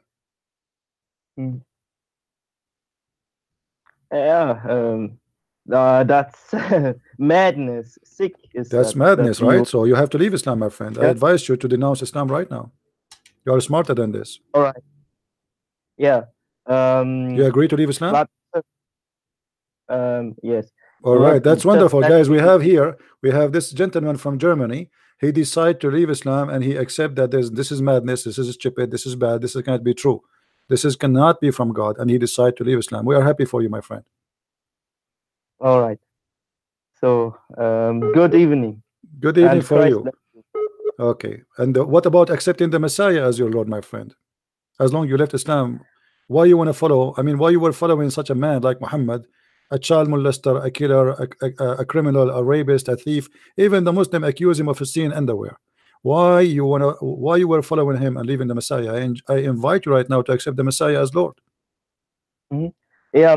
I have one question because I found something interesting. In Russia and Poland, they are praying to pictures of a black Jesus, and in Africa, from the European, they got the white Jesus. But what was the true Jesus? Okay, let me answer you first. Let me answer you, my friend. All those pictures are drawing of a human being, and there's no Bible says that they should draw anything. The Bible says, "Draw no images of what is up in heaven or down in earth." And this is what, yes, this is what the book of Genesis says. So when people they do that, this is their wrongdoing, because first of all, we do not know how Jesus looked like. Secondly, we don't care if Jesus looked black or white or Asian. We worship God. We don't worship a man who is blonde or black. So this is what people do. This is not what the Christianity. This is what people do. You commit sin, I commit sin. We cannot judge Jesus by someone, having a picture. So Christianity is not a picture, and Jesus is not a picture. Our Lord is a living God, and he have nothing to do with those pictures. Now, still, in the same time, that present to you that Christians, some of the Christians, because they love the Lord, they love the Messiah, they come with the art. Art is not forbidden in Christianity, but it's forbidden for you to worship images. So if you worship an image, you are making a big sin. If you are drawing an image just to, let's say, because you love that person, still for me, especially if it's in religious meaning, for me, I believe it's very wrong, but still he is not being a bad person. He is, because he loved Jesus so much, he is doing that. But this is very wrong too. But still, I will leave that between him and the Lord. For the Bible says it clearly that we should not do such a thing. This is a mistake. This should not be done. Now they have their own logic, but this is not. But for me, if you want to focus on Jesus, my friend, I advise you. If you want to know about Jesus, go and ask Jesus. Don't speak about a Christian who is praying in front of an icon, because that will not change anything. Jesus is still wonderful. Jesus is amazing. Teaching is beyond imagination. And if I do wrong, I am the one doing wrong, not Jesus. Now, if there is anyone can say Jesus did wrong? No. Do you agree? No. Okay. So what Jesus have to do with the wrong I do? Let us say Christian Prince was a criminal. Let us say Christian Prince he's a rapist, or he is sleeping around, or what does have to do with Jesus? This is a Christian Prince doing that. Correct? Have you ever made such a sin? To be honest, if you don't want to talk about it, it's your private thing. No, I'm saying, I'm giving an example. If I am a person who is a drug dealer, if I am a killer, if I am a rapist, if I am a whatever, if I am who I am, what does have to do with Jesus? Nothing. Yeah. Right? I agree with you on that. Yeah. So if you wanna know about Jesus, know about Jesus, not about me. We judge, even the Lord, he said, from their fruits you shall know them. And that goes the same to Jesus. From his fruit you will know him. So the fruit of Jesus is amazing, and this is why I invite you to accept the Messiah as your savior, my friend. Yes. Do you accept? I accept. All right, hallelujah, hallelujah. We have this brother. Hold, my friend. Let everybody hear the good news. We have this brother. He rejected Islam today after calling us, and he accepted the Messiah as his Lord, as his Savior. Hallelujah. I'm really happy for you. The Bible says a happiness will be in the kingdom of God for one soul go back to him. So you are my friend. Your name will be mentioned in the kingdom of the Lord, for you accepted the Messiah and you left Islam and you became a Christian. I'm so happy for you. Thank you. Okay. I have a next question. What do you know about the destruction of the nations of Israel? Because I believe that there was not one nation Israel, there were nations of Israel, and there were many. No, my friend, Israel is a nation of tribes. They are tribes. So all of them, but usually when we say the word Israel, we mean a person and his children. But the Jews are not really one tribe. There's many tribes. Same time, I advise you not to focus too much on the nation of Israel, because for a very simple reason. You see, God, he created all mankind. Is that correct? Yeah. Okay. Why you want to focus only in one group? In certain time, the nation of Israel. Let me explain to you. Let me explain to you. Don't focus in too much in stories which will not help you today unless they are useful. What does that mean? When I read the story about Adam, okay, I learned that Adam, he committed sin and he did not obey God, and look what happened. When I learned about the nation of Israel, they broke the command of God. I learned that Israel was not obedient to God and they were doing bad things, so God, he punished them. So I learned from the history what is going to help you today. This is what I need from their history. Otherwise, I do not need their history. I need to learn that if I am with God, God is with me. When I forsake God, God forsake me. So my advice to you, learn that from the history, that if you are with God, God will not leave you alone. But if you do what the Jews they did in the previous history, for they committed a lot of sin against God, God always, he is with them when they are right, and he is against them when they are not right. So learn from that history, but don't spend too much time talking about it, because you are living today and you are following the Messiah. The Messiah came. The Jews at their time, they are nation trying to survive.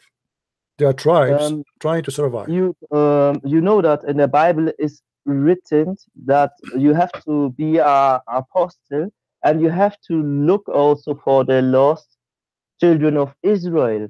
And my friend, the Bible says any message of the Bible yes, is good, even if it means that you study etymology, not for a racist thing, right, but for a thing of realization. I agree with you. I agree with connection. you. I agree with you, my friend. Yeah. My friend, the lost soul, as you see now, you are not from Israel, right?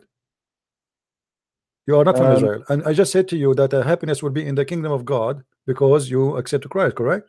So lost soul is important not only for Israel. Jesus said, I came to my people and my people rejected me. So he came to people and people rejected him. But still those same people, they are the apostle of Jesus. Because remember, from the Jews, we have a Christianity today because all the apostles of Jesus, they were Jews. So yes, he came to his people and they rejected him, but still there's many of the Jews that accepted him, and they are the one who brought the teaching of the Lord to us. So we are still grateful for the nation of Israel and for the Jews, but it is God is not about the Jews. God is not about an ethnic group. God is not about a language. God is about he loved the world, so he sent his only begotten Son to save us. So all of us, we are invited to the kingdom of the Lord. It's not only the Jews, it's not only the Arab, it's not only the black, it's not only the, it doesn't matter. Yep.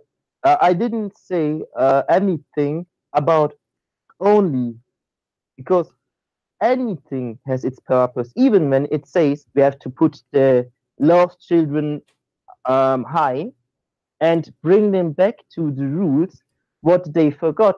For example, they are Israelites and USA that forgot their history. They are Africans that forgot their history. There is even many things in the Bible that Europeans and United States people don't know. For example, I can go to Hosea 13 and I can tell you that it's talking about the Congolese Hebrew, where it's saying Yambe or Sambe, and it's in many translations. My friend, you're going out of my topic, my friend. With my respect to you, okay. I have a topic to run. I don't want to. Yeah, but you know, don't confuse yourself with what he say, she say, who say. At the end of the day, you see, remember Jesus said that there's many people, they focus in many things, but the important is one. The important is to be with God, not to be with Israel, not to be with the Arab, not to be with the Chinese. You are focusing in details, which is not really going to take you to where you want to be. You know, if you have the Lord and you believe in the Lord, now focus on the Lord and focus on what he said to you. Go and be a fisherman, bring more people to me. You are focusing in things which will not really, I mean, will not make a difference for me. I will make it simple for you before I let you go. If I'm a person who accepts Jesus as my savior, but I'm a person who never even did read the book of Isaiah, which is speaking prophecies about Jesus. I never even read the book of Genesis, which is speaking about God, how he created the world, and even prophesying of Jesus, as we see in Genesis chapter 5. If we go and I did not read the book of Zechariah, if I do not read here and there, but I saw the Messiah and then I accepted him, am I a Christian or not? Yes, I am. So knowing the Lord, he said, bless those who believe and did not see. Knowing is good, but don't focus in knowing, forgetting what you want to know.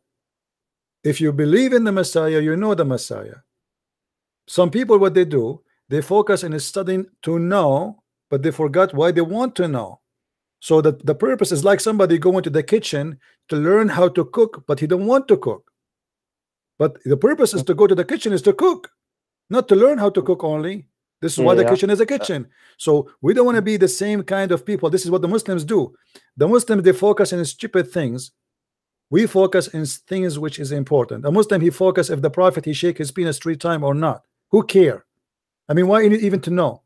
The Prophet, he used to clean his ass with the 3 rocks. Let me tell you.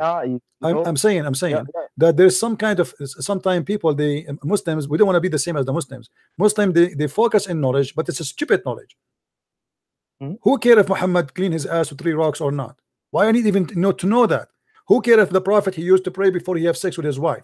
Who care if Aisha, she put her hand in the panty of the Prophet?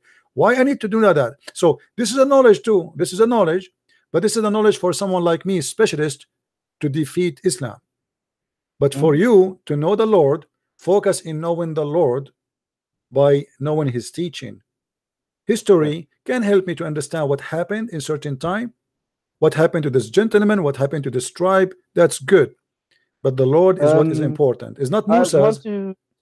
talk about something, because there was one guy, Ilya Nachan. He was a Christ, and he said for 2 days, I become a Muslim, and I don't believe these things. I think myself, what happened? Why he wants to use knowledge of Muslims and atheists to now attack the Bible? He defended, and for me, that is a reason why, because Muslims are very busy to defeat another scripture, but they on themselves can't defend their own if we know too much. But for our purpose, it's important to know the history of the Bible completely, because then where is the point to attack it? You see always truth somewhere. Yeah, this guy, you know, I understand that his wife, she gave him a problem, or his girlfriend, and then she want to seek revenge. She went to a Muslim. She said she converted to Shahada, and then after a week he followed her, but he was not accepting. So obviously there's something fishy there between them. We do not know what the problem. But anyway, for me, he is not important really. This is his business. The people, they choose, they leave, they come. There's no loss for Christianity if somebody leave Christianity. If the whole world left Christianity, that will not affect Jesus. You see, in the time of Jesus, there was 12 apostles, correct? Okay, 12. Let's say, for example, hold on. 10, because hold on. No, don't say 10. Don't say 10. No, they are. Okay. Anyway, one of them, he betrayed Jesus. Is that correct? Yes. But is that it affect Jesus? No. Jesus is still Jesus. Who is he? So you can be the one who is called Judah, and there's many Judah around us who change their color, they change their religion, they change their names, they change who they are. This guy, he converted today, he will leave tomorrow. It's not important for me. I'm not going to waste my time with him. I fight for the truth, not for a person. I fight with knowledge, not for a person. So who leave, who come, here we go. You just accepted the Messiah. This is not an issue. If you accept him, you are the winner. If you don't accept him, you are the one who will be loser.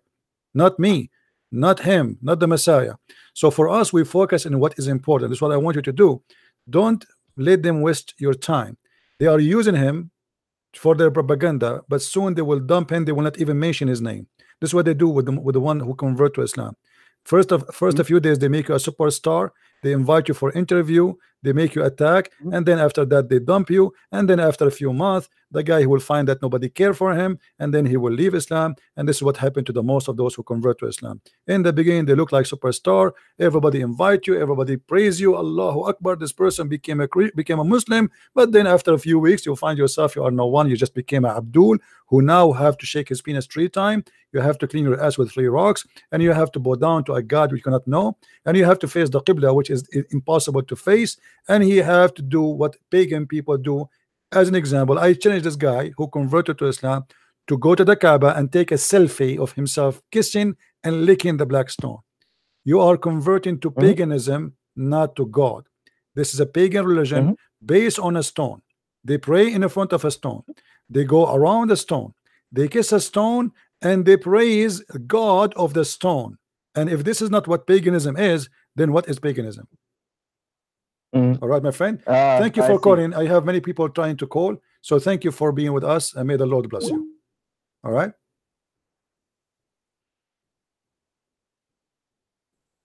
Do we have any Abdul? As you see, we defeat Islam every day, and nobody can debate us.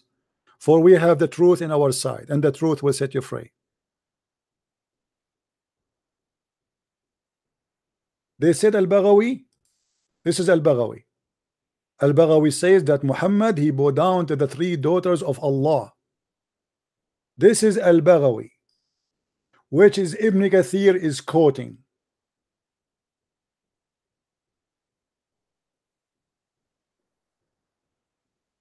Who's next? Who is a Muslim from Germany? Here we go. We receive a phone call from a Muslim from Germany, and then he left Islam. Happy for you. A call before him, he left Islam. Happy for you. So now today we have 2 in less than 3 hours. Who is going to be the third? Who is going to be the third Muslim who want to call me, and let us see if you can stand still and you don't leave Islam? Who want to do that?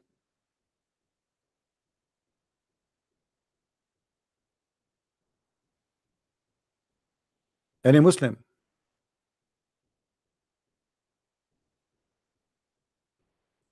They try to make it as a comedy, like the guy who called me and he says, haha, okay, relax, Christian Prince, relax. Yeah, relax. Why you're a prophet? He was bowing down and the pagan, they bow down with him. Relax, Christian Prince, relax. They try. This is why, when you speak to Muslims, you have to force them to answer. They will never answer. Show me where in the hadith it says that the prophet, he prayed in the front of idols. Show me.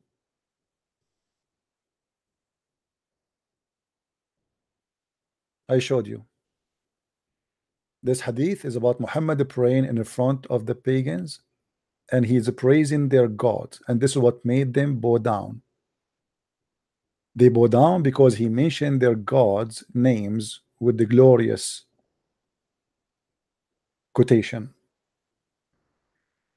They bow down because he mentioned the gods, the three daughters of Allah, the flying carpet of Allah.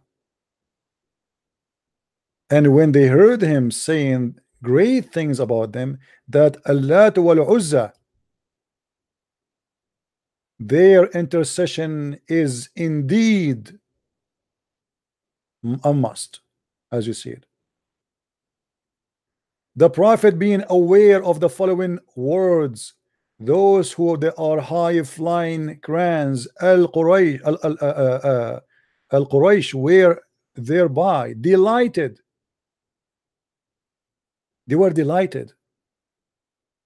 Delighted by what? Delighted by saying that Al-Gharaniq, the three daughters of Allah, indeed their intercession is hoped for. Muhammad is asking the three daughters of Allah to intercede to forgive sin. That's mean Muhammad, he believed in the three daughters of Allah. Let me call one more time brother Amir. We have to drop him. Amir, are you there? Are you still there?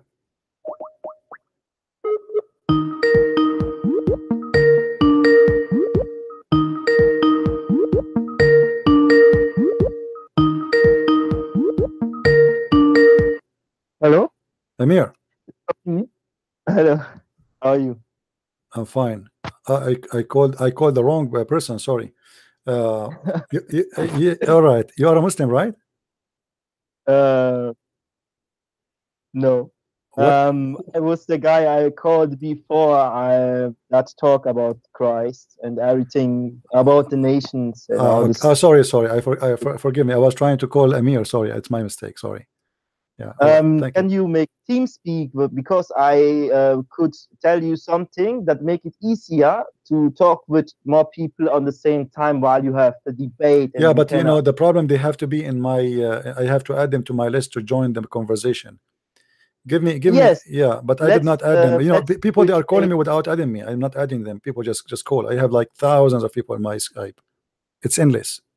You know. Yeah. All right, thank you, my friend. Thank you for. I'm sorry for calling you a mistake. Thank you. Where is Amir? Amir.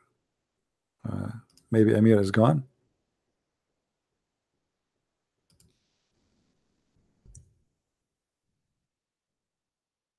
All right.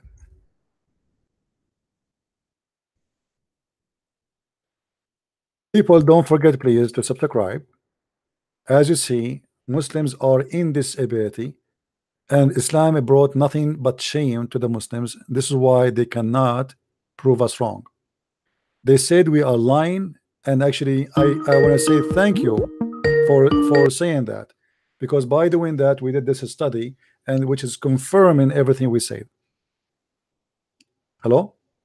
Hey, Christian Prince, you're speaking with Rob Christian. I hear you, my friend. How are you? I'm fine, my friend. How are you? I'm all right.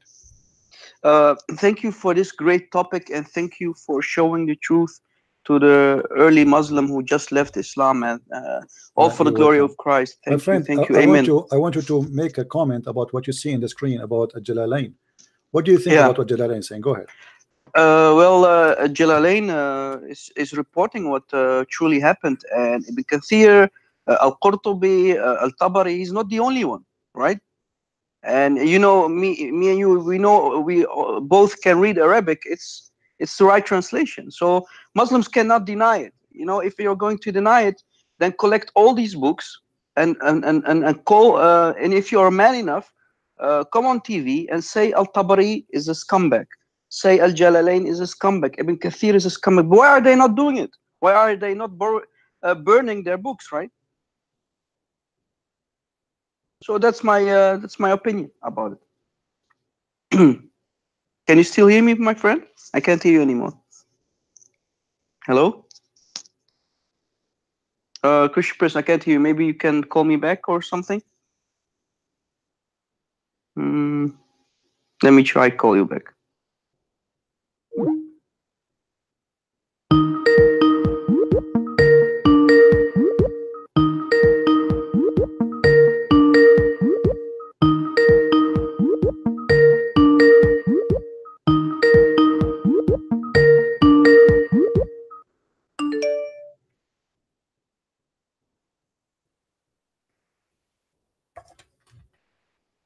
All right, look like, sorry guys, I had to go. he thought I'm not here. I can hear you from far actually. Hello? Hey Christian Prince, Rob Christian again. Yeah, it's all right. Somehow I lost you. No, I was hearing you, but I was away. I was getting some water. Oh, okay. Yeah, sorry. So did you hear what I said about? You asked for my opinion. Yeah, I heard you. Yeah. So they should you know, or burn all these books of the tafsir. They wish, because they wish. Or they should just some leader, you know, come on TV and he will say all these scholars are scumbag liars. I mean, they are reporting it. They are liars. Don't trust them. And then maybe they can make Islam look like sugar-coated, beautiful, loving Islam, right? The problem is with this cult, you show them from their books, and then they accuse us of lies, which is written in their books. Yeah, unbelievable. Huh? I mean, how it is in your book, but yet we are the liars. Yeah. You know, and can you show me the proof? Can you show me the isnad? Can you show me the details? Can you show me? Suddenly, nobody asked, like, why nobody asked a Jalalain for the isnad, by the way? Yeah, but the Christian Prince, you know, the thing is, for example, tomorrow I steal a bike, I become a thief, right? I become a thief. And the day after I become a doctor, hey, look, Rob Christian, he's a thief, but at the same time, he's a doctor. A thief is a thief, right? So what they're doing is one day they call Ibn Kathir a very trustful scholar. They pick and choose. So other day he's a scumbag. You see, the Muslims agree that all the books of tafsir is made not to explain the Quran, but to defend the Quran. Yes. Ibn Kathir, he lived between the Christians in Syria, and the Christians in Syria, they got Islam busted, big deal. So Ibn Kathir trying to defend, he's not explaining, because nobody needed Ibn Kathir anyway. Already there's many interpretation before him. So what is the need of Ibn Kathir? Ibn Kathir and many interpretation, all the interpretation actually, you see, the only interpretation you can even consider is the one written when Islam was still in the, like, as a major power. And Islam is not encounter with people who they are arguing about, which means at the time there was nobody there. Yes. At that time, you remember, Christian Prince, you've debated Dr. Rohi before, right? Yeah. I've debated him many times on Potok. You know, people on Potok, they know me. I've debated him many times, and whenever you ask him, is Ibn Kathir a trustful guy? He says, yes, of course, you cannot say any bad thing about him. But when you're giving him something like about the satanic verses from Ibn Kathir, all of a sudden Ibn Kathir is become a scumbag. Yeah. Why, man? Are you picking what is good and what is bad from Ibn Kathir? Either he's a scumbag. When I debated with him, he said that tafsir is made to fix a problem, and he is right. Yes. The tafsir is made to fix a problem, and the problem is Muslims are are, you know, they need somebody to defend the stupidity of the Quran and the stupidity of the stories about Muhammad, and the tafsir job is to do that, not to explain the Quran. After all the explanation of the Quran, as you see, the more you read interpretation, the more confused you will be. So what's the point of the interpretation? Yes. Yeah, but the thing is, so I want to tell you something, Christian Prince. You're doing a wonderful job, and guys, please share these videos. These are very important times. Why? Here's why. If you look around on YouTube, Christian Prince, at this moment, the Jews in Israel are rebuilding the Temple of Solomon. They are rebuilding it. So that means very soon the Antichrist will come, because the Bible is very clear about it.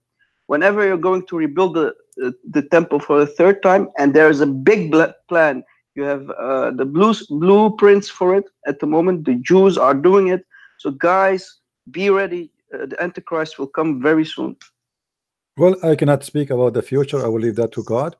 The Bible gives us tons of prophecy, and one of them is not the reason for things to happen, but it's one of many prophecy have to be accomplished first. But Christian Prince, they already started to burn and to sacrifice animals. The blueprints are already there, and you can find it all over YouTube. So guys, if you are interested about this, these are very but they did not get exciting they times. did not get the temple back. They did not get. Still, it's the Muslims in the top of the temple. True, but they will kick out the Muslims very soon. Well, until that happens, we will see. We'll see. All right, my friend. Thank you very much, Christian Prince, and hi to everyone in the chat. And guys, please support Christian Prince. And thank you very much. God bless, my friend. Thank you. Take care. Bye-bye.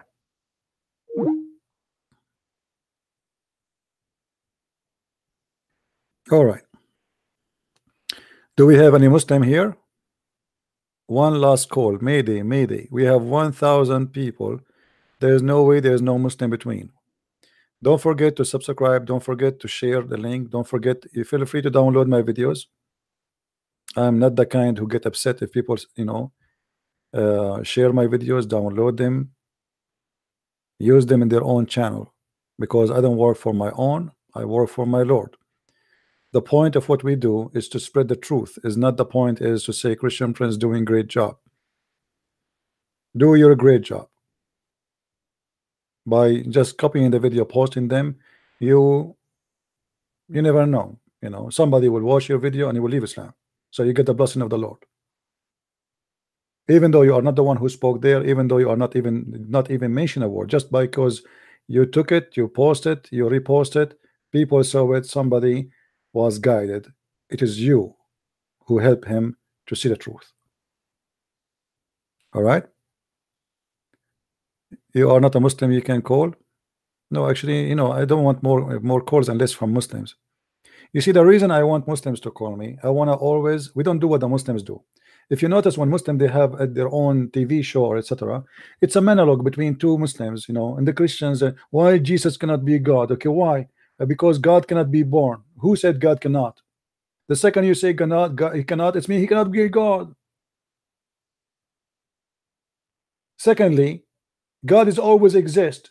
Okay, who said that God is not always exist in Christianity? Jesus says before Abraham I am, which means before I was born I am.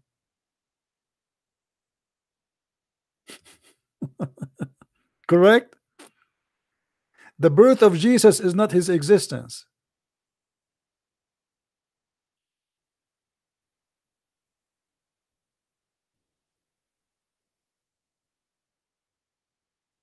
Who said that the birth of Jesus is his existence? That is a stupid analogy. You see, when you want to debate about someone about his belief, debate him about his belief, not about what you think. When I say to the Muslim, why your prophet, you say to me your prophet is not a pagan, but he kissed a black stone, and you are not able to answer. This is not my problem, this is your problem. A person who is against paganism, he should not be kissing stones. A person who is against paganism, he should not accept that there is such a religion where we pray around a stone, we believe that a stone can suck our sin, by touching a stone our sin is erased. This is obviously, it is a pure satanic paganism religion. They speak too much about fighting paganism, but the fact everything they do is paganism.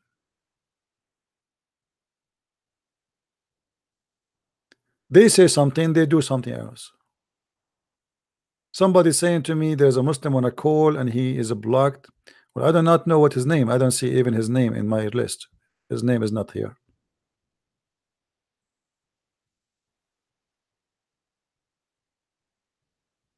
I don't see such a name.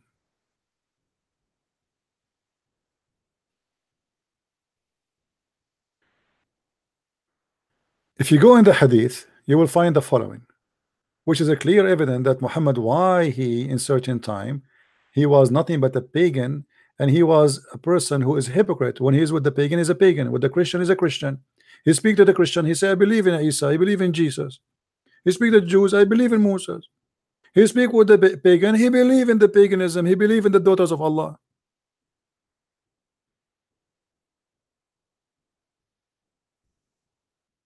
In the hadith it says the following.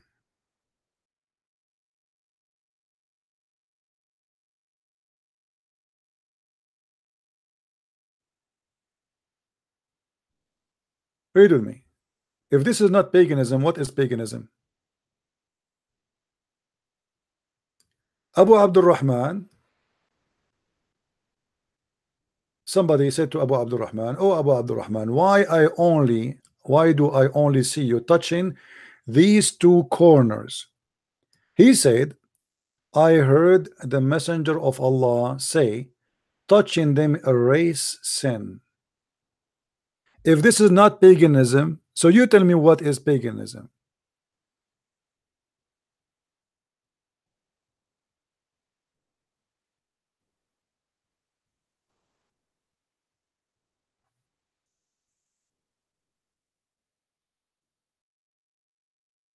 The guy who said to me, unblock this guy, unblock that. I just answer you. I cannot find him. Stop texting me, or I will block you. I don't have such a name in the blocking list.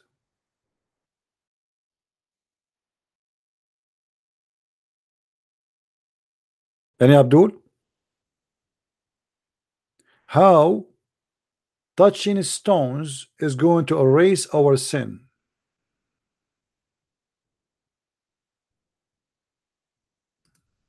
Any Muslim have an idea?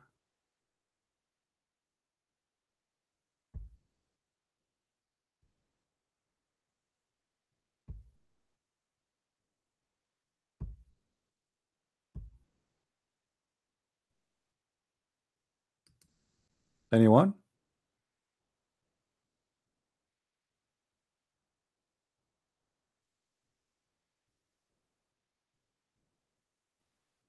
Isn't it this is paganism? Stones forgive our sin? How?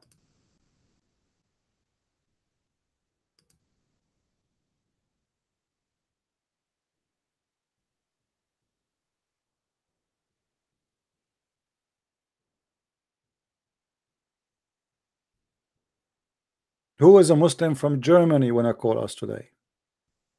I devoted my time today for the Muslims from Germany, but look like there's no potato left in Germany. Unblock gamer 2331. Let us see if we have such a name. Unblock gamer. He's a gamer. Does that mean he's a kid? Guys, don't call me if you are not a Muslim. Only Muslims, please. Only Muslims. How many times I need to repeat? Only Muslims. Please.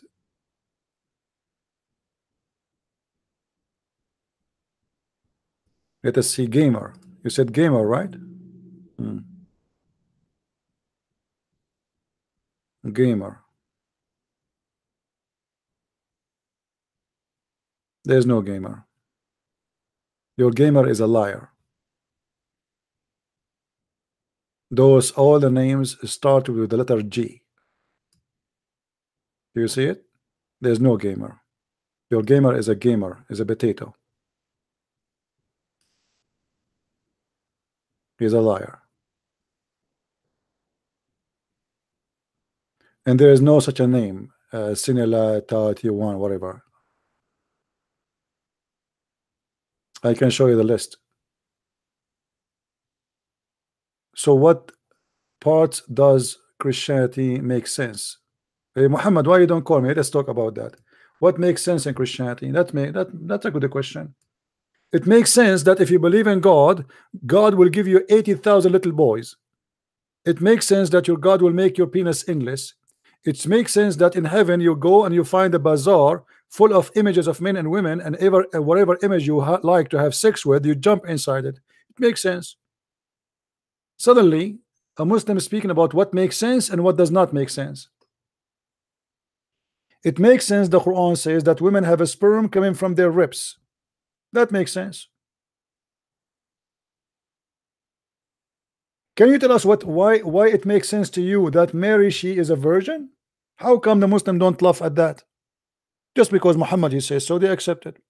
Trust me, if Muhammad did not mention that in the Quran, the Muslim will be laughing at you. Ha ha ha! Stupid Christian. Ha ha ha! Mary, she gave birth to Jesus and she was a virgin. Ha ha ha! But just because Muhammad he says so, suddenly it makes sense. Four corners of the earth, it makes sense. Until now, this is a phrase is used. This is a figure of speech. Four corners of the earth, but the Bible says it clearly that the earth have a shape of a sphere, shape of a globe. But your Quran is the one who teach you that you have a flat earth. Call me, silence me right now. Let us speak about that. Four corners of the earth versus the flat earth in the Quran. Where in the Quran it says the earth is a flat? All verses in the Quran confirm that the earth is a flat. Not a single verse in the Bible speak about the earth is a flat. What do you say?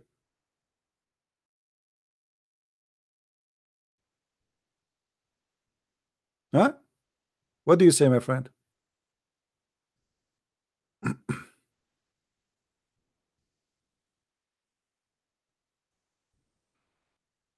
Not only the Bible speak about the look of the earth, even he said that it's hanged on nothing. If you go to the book of Job, chapter 26, you will see something you Muslims, you spend millions of years to figure it out. Actually, you're a Muslim, you will never figure it out.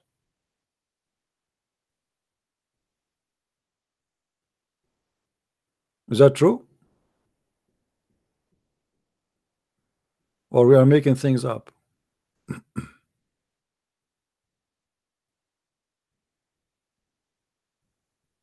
Job 26.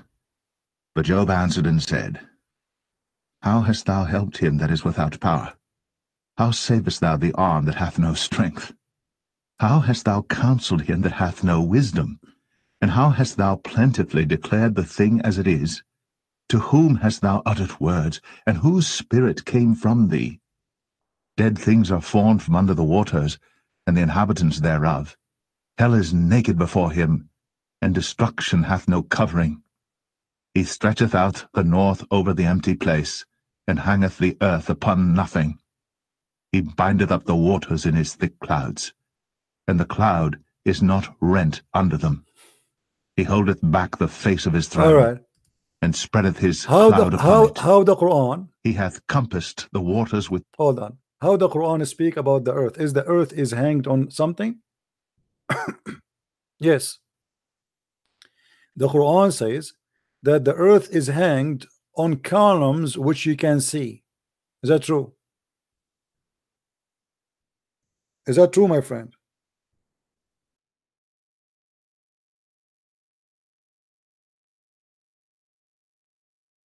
Let us go and see and laugh together.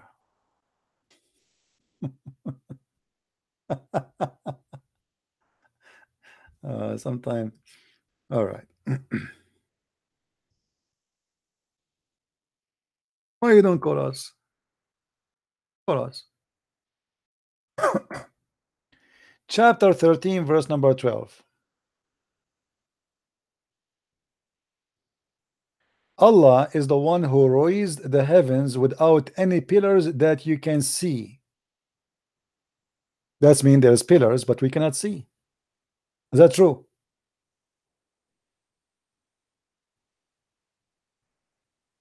Who is a Muslim when I refute that? Do your God confirm that the earth, the sky and the earth, they used to be together? Allah, he pushed up the sky and he put columns. Yes or no?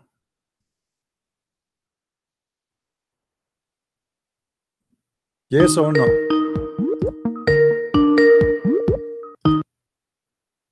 Hello?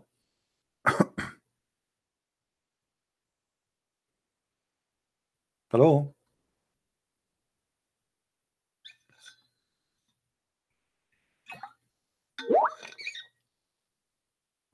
Okay, are you going to talk or not? You don't have a mic, so why are you calling me? That is very smart of you.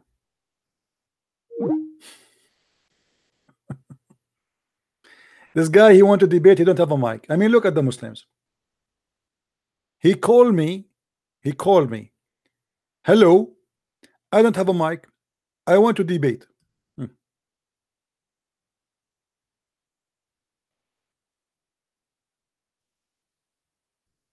What a comedy.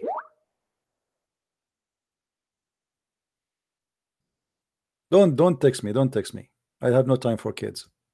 You are calling me, but you don't have a mic. Hello? Hello, hi. Yes, my friend. Hi. Are you a Muslim? No. How I can help you? Let me put the YouTube off. Yeah, I mean, you know, I'm watching you for ages, to be honest. For ages mean when you used to be on the telly with other people, and I know your real name as well, to be honest, but I don't want to mention it here. Oh, you don't know my real name? What is my real name? No, I don't want to tell you. Like, come on. Osama Dakdouk. My name is Osama Dakdouk. Wow, Osama Dakdouk. I am Osama Dakdouk. Okay. And? Okay. So yeah, how you know that is how you know this is my name? How you know? I know that, sir. Please. How you know that? I've been watching you for maybe 5 years now. Okay, my friend. Okay. I have no time for kids. Osama Dakdouk is a different person. I don't like stupid talk. You can go watch his video. Osama Dakdouk is a Christian minister. He have a church. I am not a priest. Who is a Muslim when I call me?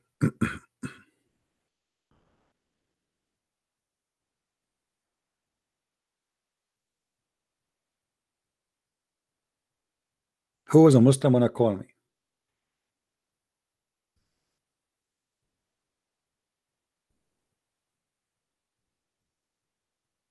Anyone?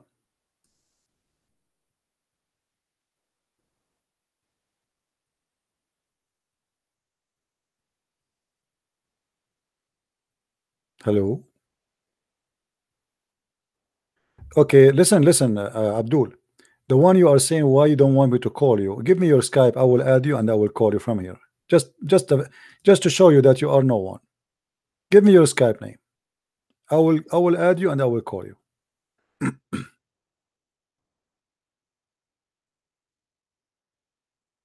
The guy with his name, Cylinder, whatever. What's his name?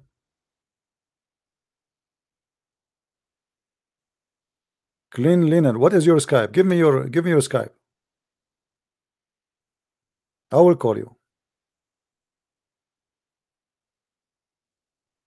Let us see how brave you are. You keep saying I want to call you, I want to call you. Here we go. Let us see. Give me your Skype. I will call you. Now he play dead.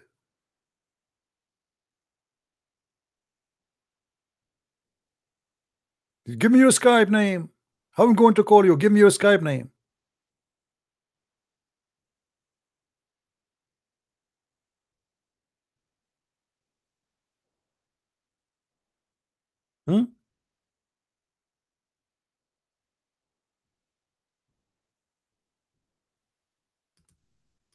Give me. And Muhammad Ahmad, if you are a man, call me so we can laugh.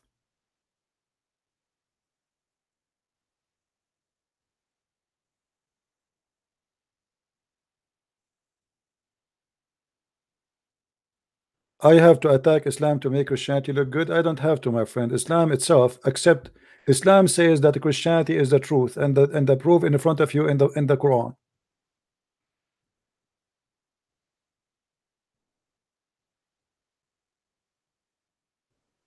So why do you want to give your Skype? How am I going to call you if you don't give me your Skype name, Potato? So you were begging us all this time. You want to call me, and then you don't want to give me your Skype. Interesting. His Skype name is Fadi. What kind of a Skype name is that? Fadi? Let us see if Fadi exists. Fadi.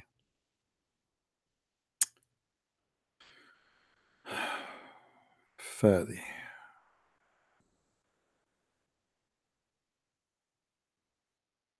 Fadi 123. Is that you? Okay, if this is you, call me. There was a name, Fadi 123.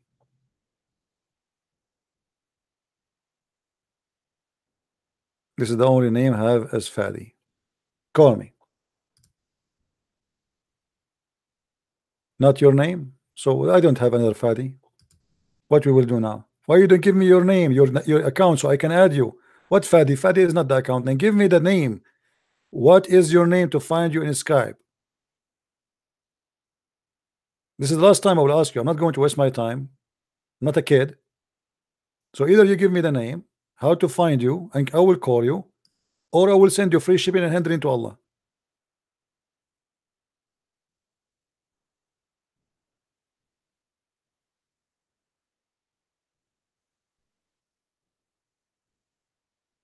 Where is the guy, Muhammad Ahmad? Why he don't call?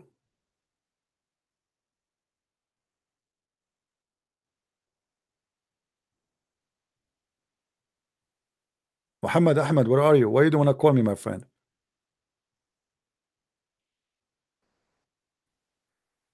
My name is Life X-Ride.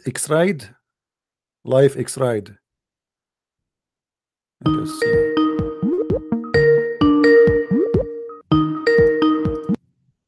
Hello? Hello? Yes. Hello, Christian Prince. Yes, my friend. Go ahead. Yes, I've been actually trying to get hold of you for a while. I'm actually an ex-Muslim, and I actually have a question to ask you. All right. My question is regarding Muhammad. He became Muslim when he was 40 years old, yeah? And since then, he's actually ordered all the Muslims to be circumcised. Yeah. Mm-hmm. Mm-hmm.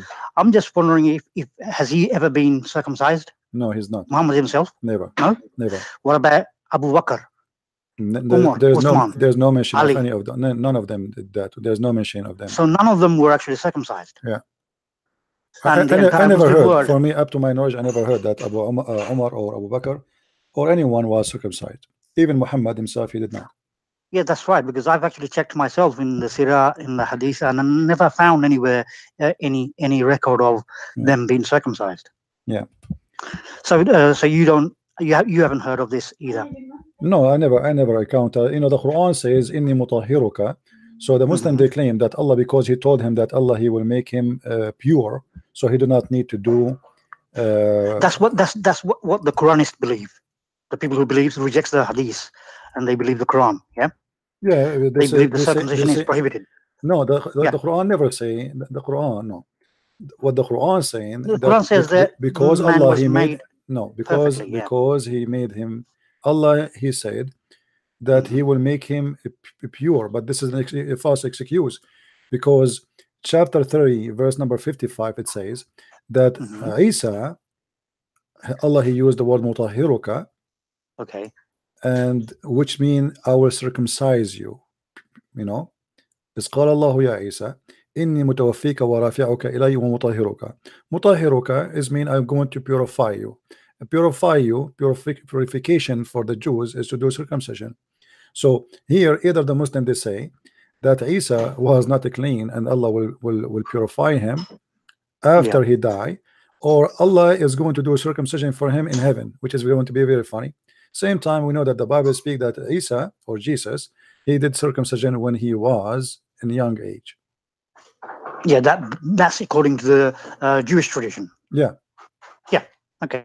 Yeah. Well, that's understandable. But what I don't understand is Muhammad himself not being circumcised, and his same time. What Muhammad had to do circumcision? That doesn't make sense. But why he is doing even circumcision? If we ask a Muslim, where do you get circumcision from? They have no idea. I believe it's from the Jewish tradition. I know, but you see, Muhammad is a. You see, there is a hadith where Muhammad he copy from the Jews always. If we go in the hadith, let me see if I can find it.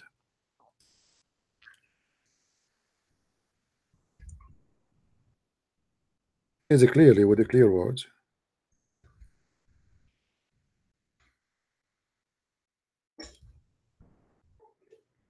Here we go. Okay. This is Sahih al-Bukhari. It says that the Prophet used to copy the people of the scriptures, which mean the Jews and the Christians, in matter which there was no order from Allah. All right. What is more, we need a proof, and this is Sahih Bukhari. They cannot say this is a lie. They cannot say it's a fiction. They can't say it's a fabrication. He copied. Why he copied from them? Where is his God? Where the God of Muhammad? Don't send him scriptures, which is, I mean, he needed. Obviously, he needed. Where is Jibril? How come Jibril exist when Muhammad he want to have sex with women? When he want women to give him their private part, but Jibril disappear when Muhammad he need something to fix a matter which is not exist in his book. So why he go to the book of the scriptures? And why you copy from the scriptures of Jews who it's corrupt, or Christians? Because when you copy, it's mean you accept it. Okay. All right. Okay, thank you, Christian Prince. It was nice to talk to you. You're welcome, my friend. Take care. All right, thank you. Bye. I forgot to ask him like how he left Islam. I forgot really. If you like to tell us more about why you left Islam, feel free. I mean, do you want more clear evidence that Muhammad is a thief? Where is his God? The book of the Christian is corrupt. The book of the Jews is corrupt, and the Prophet of Islam is copying from the corrupt.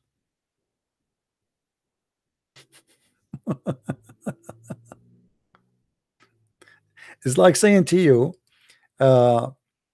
you have AIDS, and yet I want to sleep with you.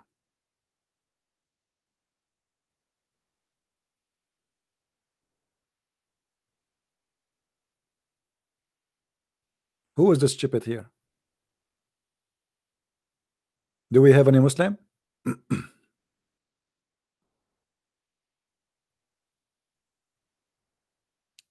Do we have any Muslim?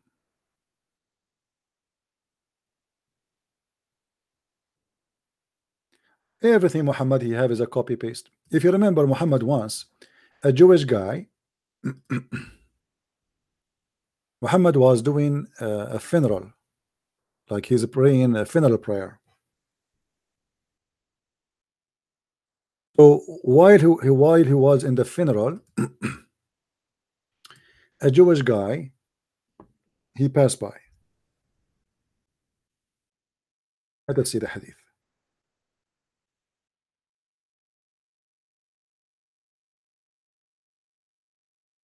Which will show you right away that Muhammad is nothing but a scam.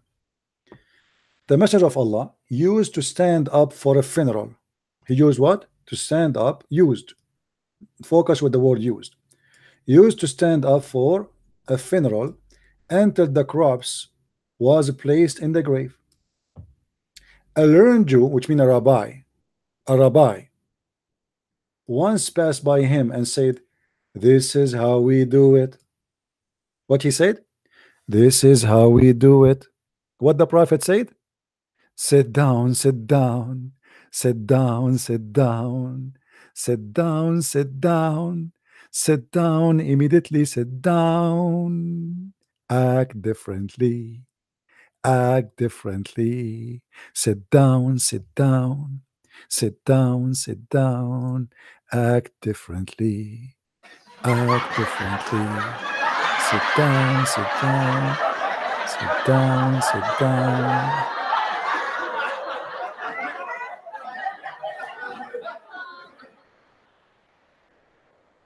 Muhammad right away, he noticed that he got busted. The Jews, he just said to him, this is how we do it. All what the Jews said to him, nothing. He just said, this is how we do it. This is how we do it. What Muhammad did?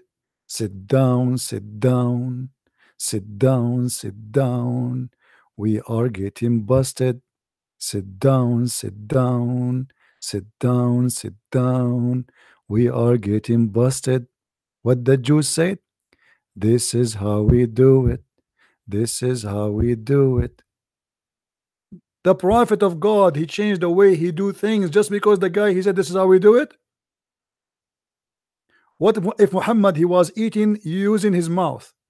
What Muhammad will do? Will eat from different place?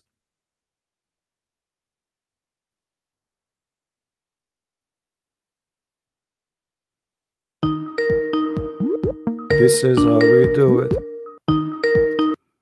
Hello? Hi, Christian, please. Hey, my friend. I just said that if you want to tell how you left Islam, feel free or something like that, right? Yeah, okay. Right. I know I left because that things about like predestination, because in Islam, like, oh yeah, sorry, in Quran, it says like, if Allah wants, everyone in the world will believe, but Allah Right. don't want or something like, don't feel sad. Yeah. Because so I thought that's very stupid, because if you predestinate, like you created like destination, then what's the point of hell? Yeah. Well, there's tons of problems, but I understand this is one of your reasons. And like you just showed how Rabbi what's called, debunked Muhammad, right? Like he was praying, and Jewish rabbi said, yeah, this like, is when he said to him that you are doing shirk, you are mushrik, right? You are a pagan. You mean that? And once even pagans, they showed that Muhammad is stupid. You know, when Muhammad was in saying that that things that people worship, they will go to hell too. Like, for example, if someone worships idol, that idol will go to hell too. So pagans ask Muhammad, so for example, Christians, they worship Isa, so will Isa go to hell too? And they cried, yeah, we win him because he's stupid or something. Did you know that hadith? I say again, I was trying to read the text in the chat. I did not focus on you, sorry. Say again what the hadith.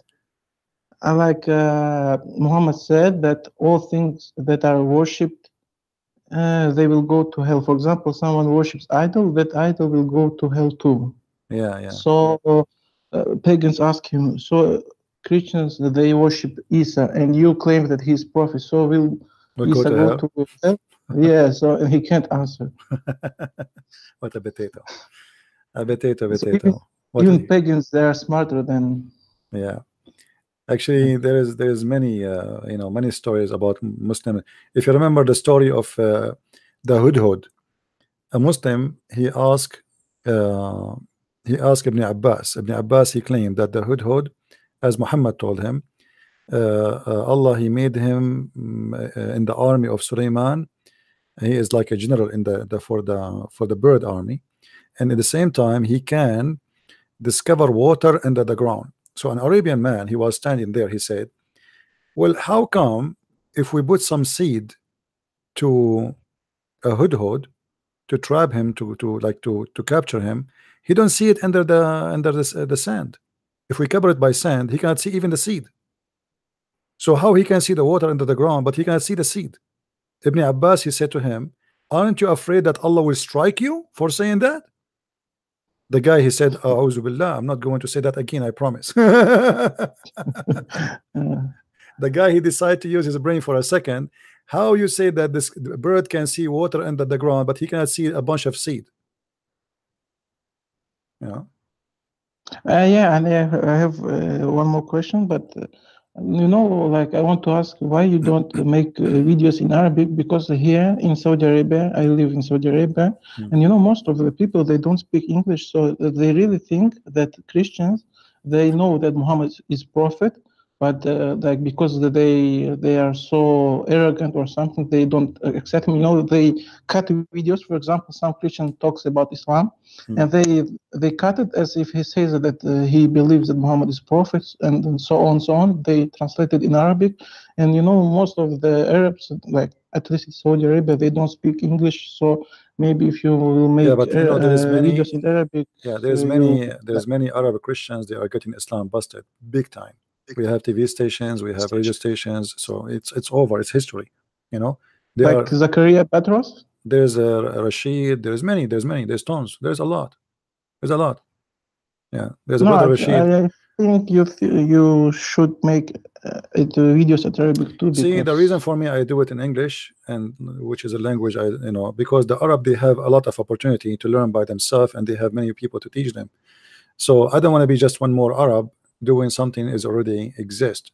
I wanted to be someone who delivered the message to those who cannot read Arabic. There's many that speak Arabic already, and they are exposing Islam. There's Moroccan, there's from Tunisia, there's from everywhere, you know. But to be honest with you, you're the only Arab Christian who talks about Islam who I know, because no, there's many. Search for Brother Rashid as an example.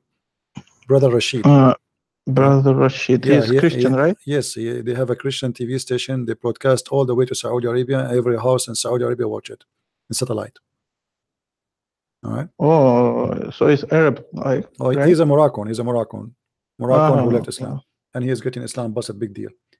There is a guy. His name, I think he lives in Germany. His name is Hamid Abdul Samad. He make a lot of programs about Islam to get it busted. So there's a lot, you know. There's Zakaria Petros, there's many.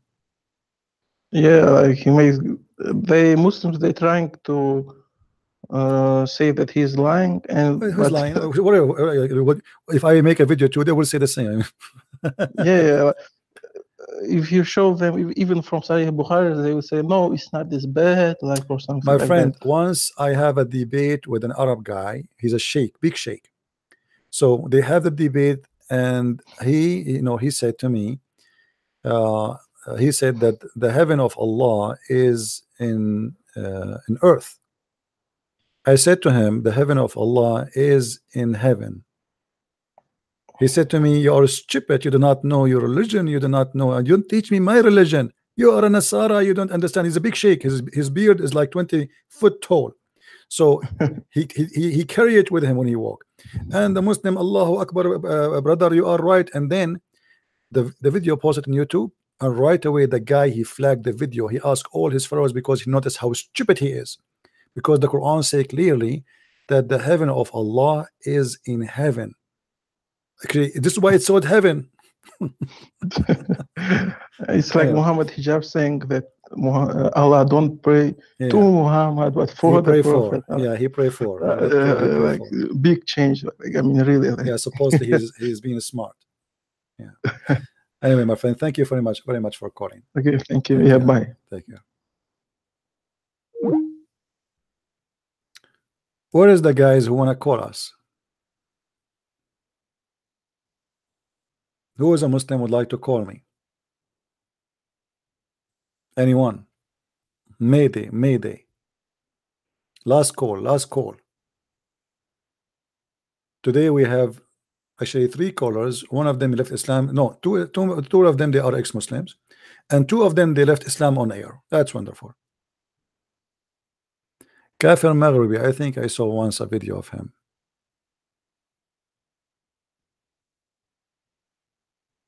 X-Ray Dade. Let me see this.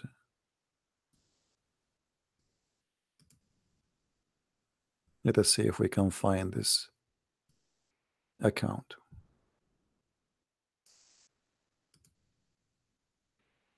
X is going to be at the end.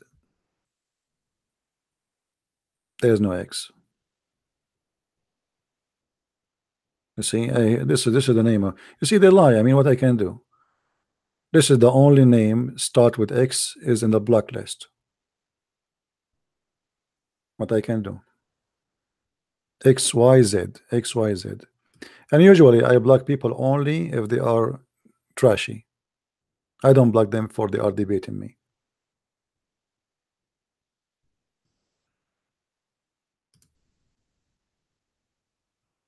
All right. Any Muslim? Yeah, tomorrow. Yeah, you are the same as your God Allah. He will fix things tomorrow. This is why in the Middle East nothing is right. You ask them why there is no electricity, they say we will fix it tomorrow. Why we have no water, we bring it tomorrow. Why the street does not have tons of holes, we will fix it tomorrow. And tomorrow never come. Here we go. We challenge them, all those Abdul from Germany. Not even one. We have only one person from Germany. He's a Muslim. He left Islam. One caller.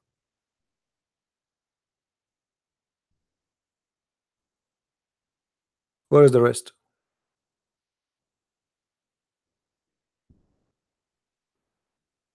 Tomorrow. Anyway, guys, I want to say thank you for being here. Don't forget, please, to subscribe. Tomorrow we will be live on air again. And Enter, we'll see you soon again.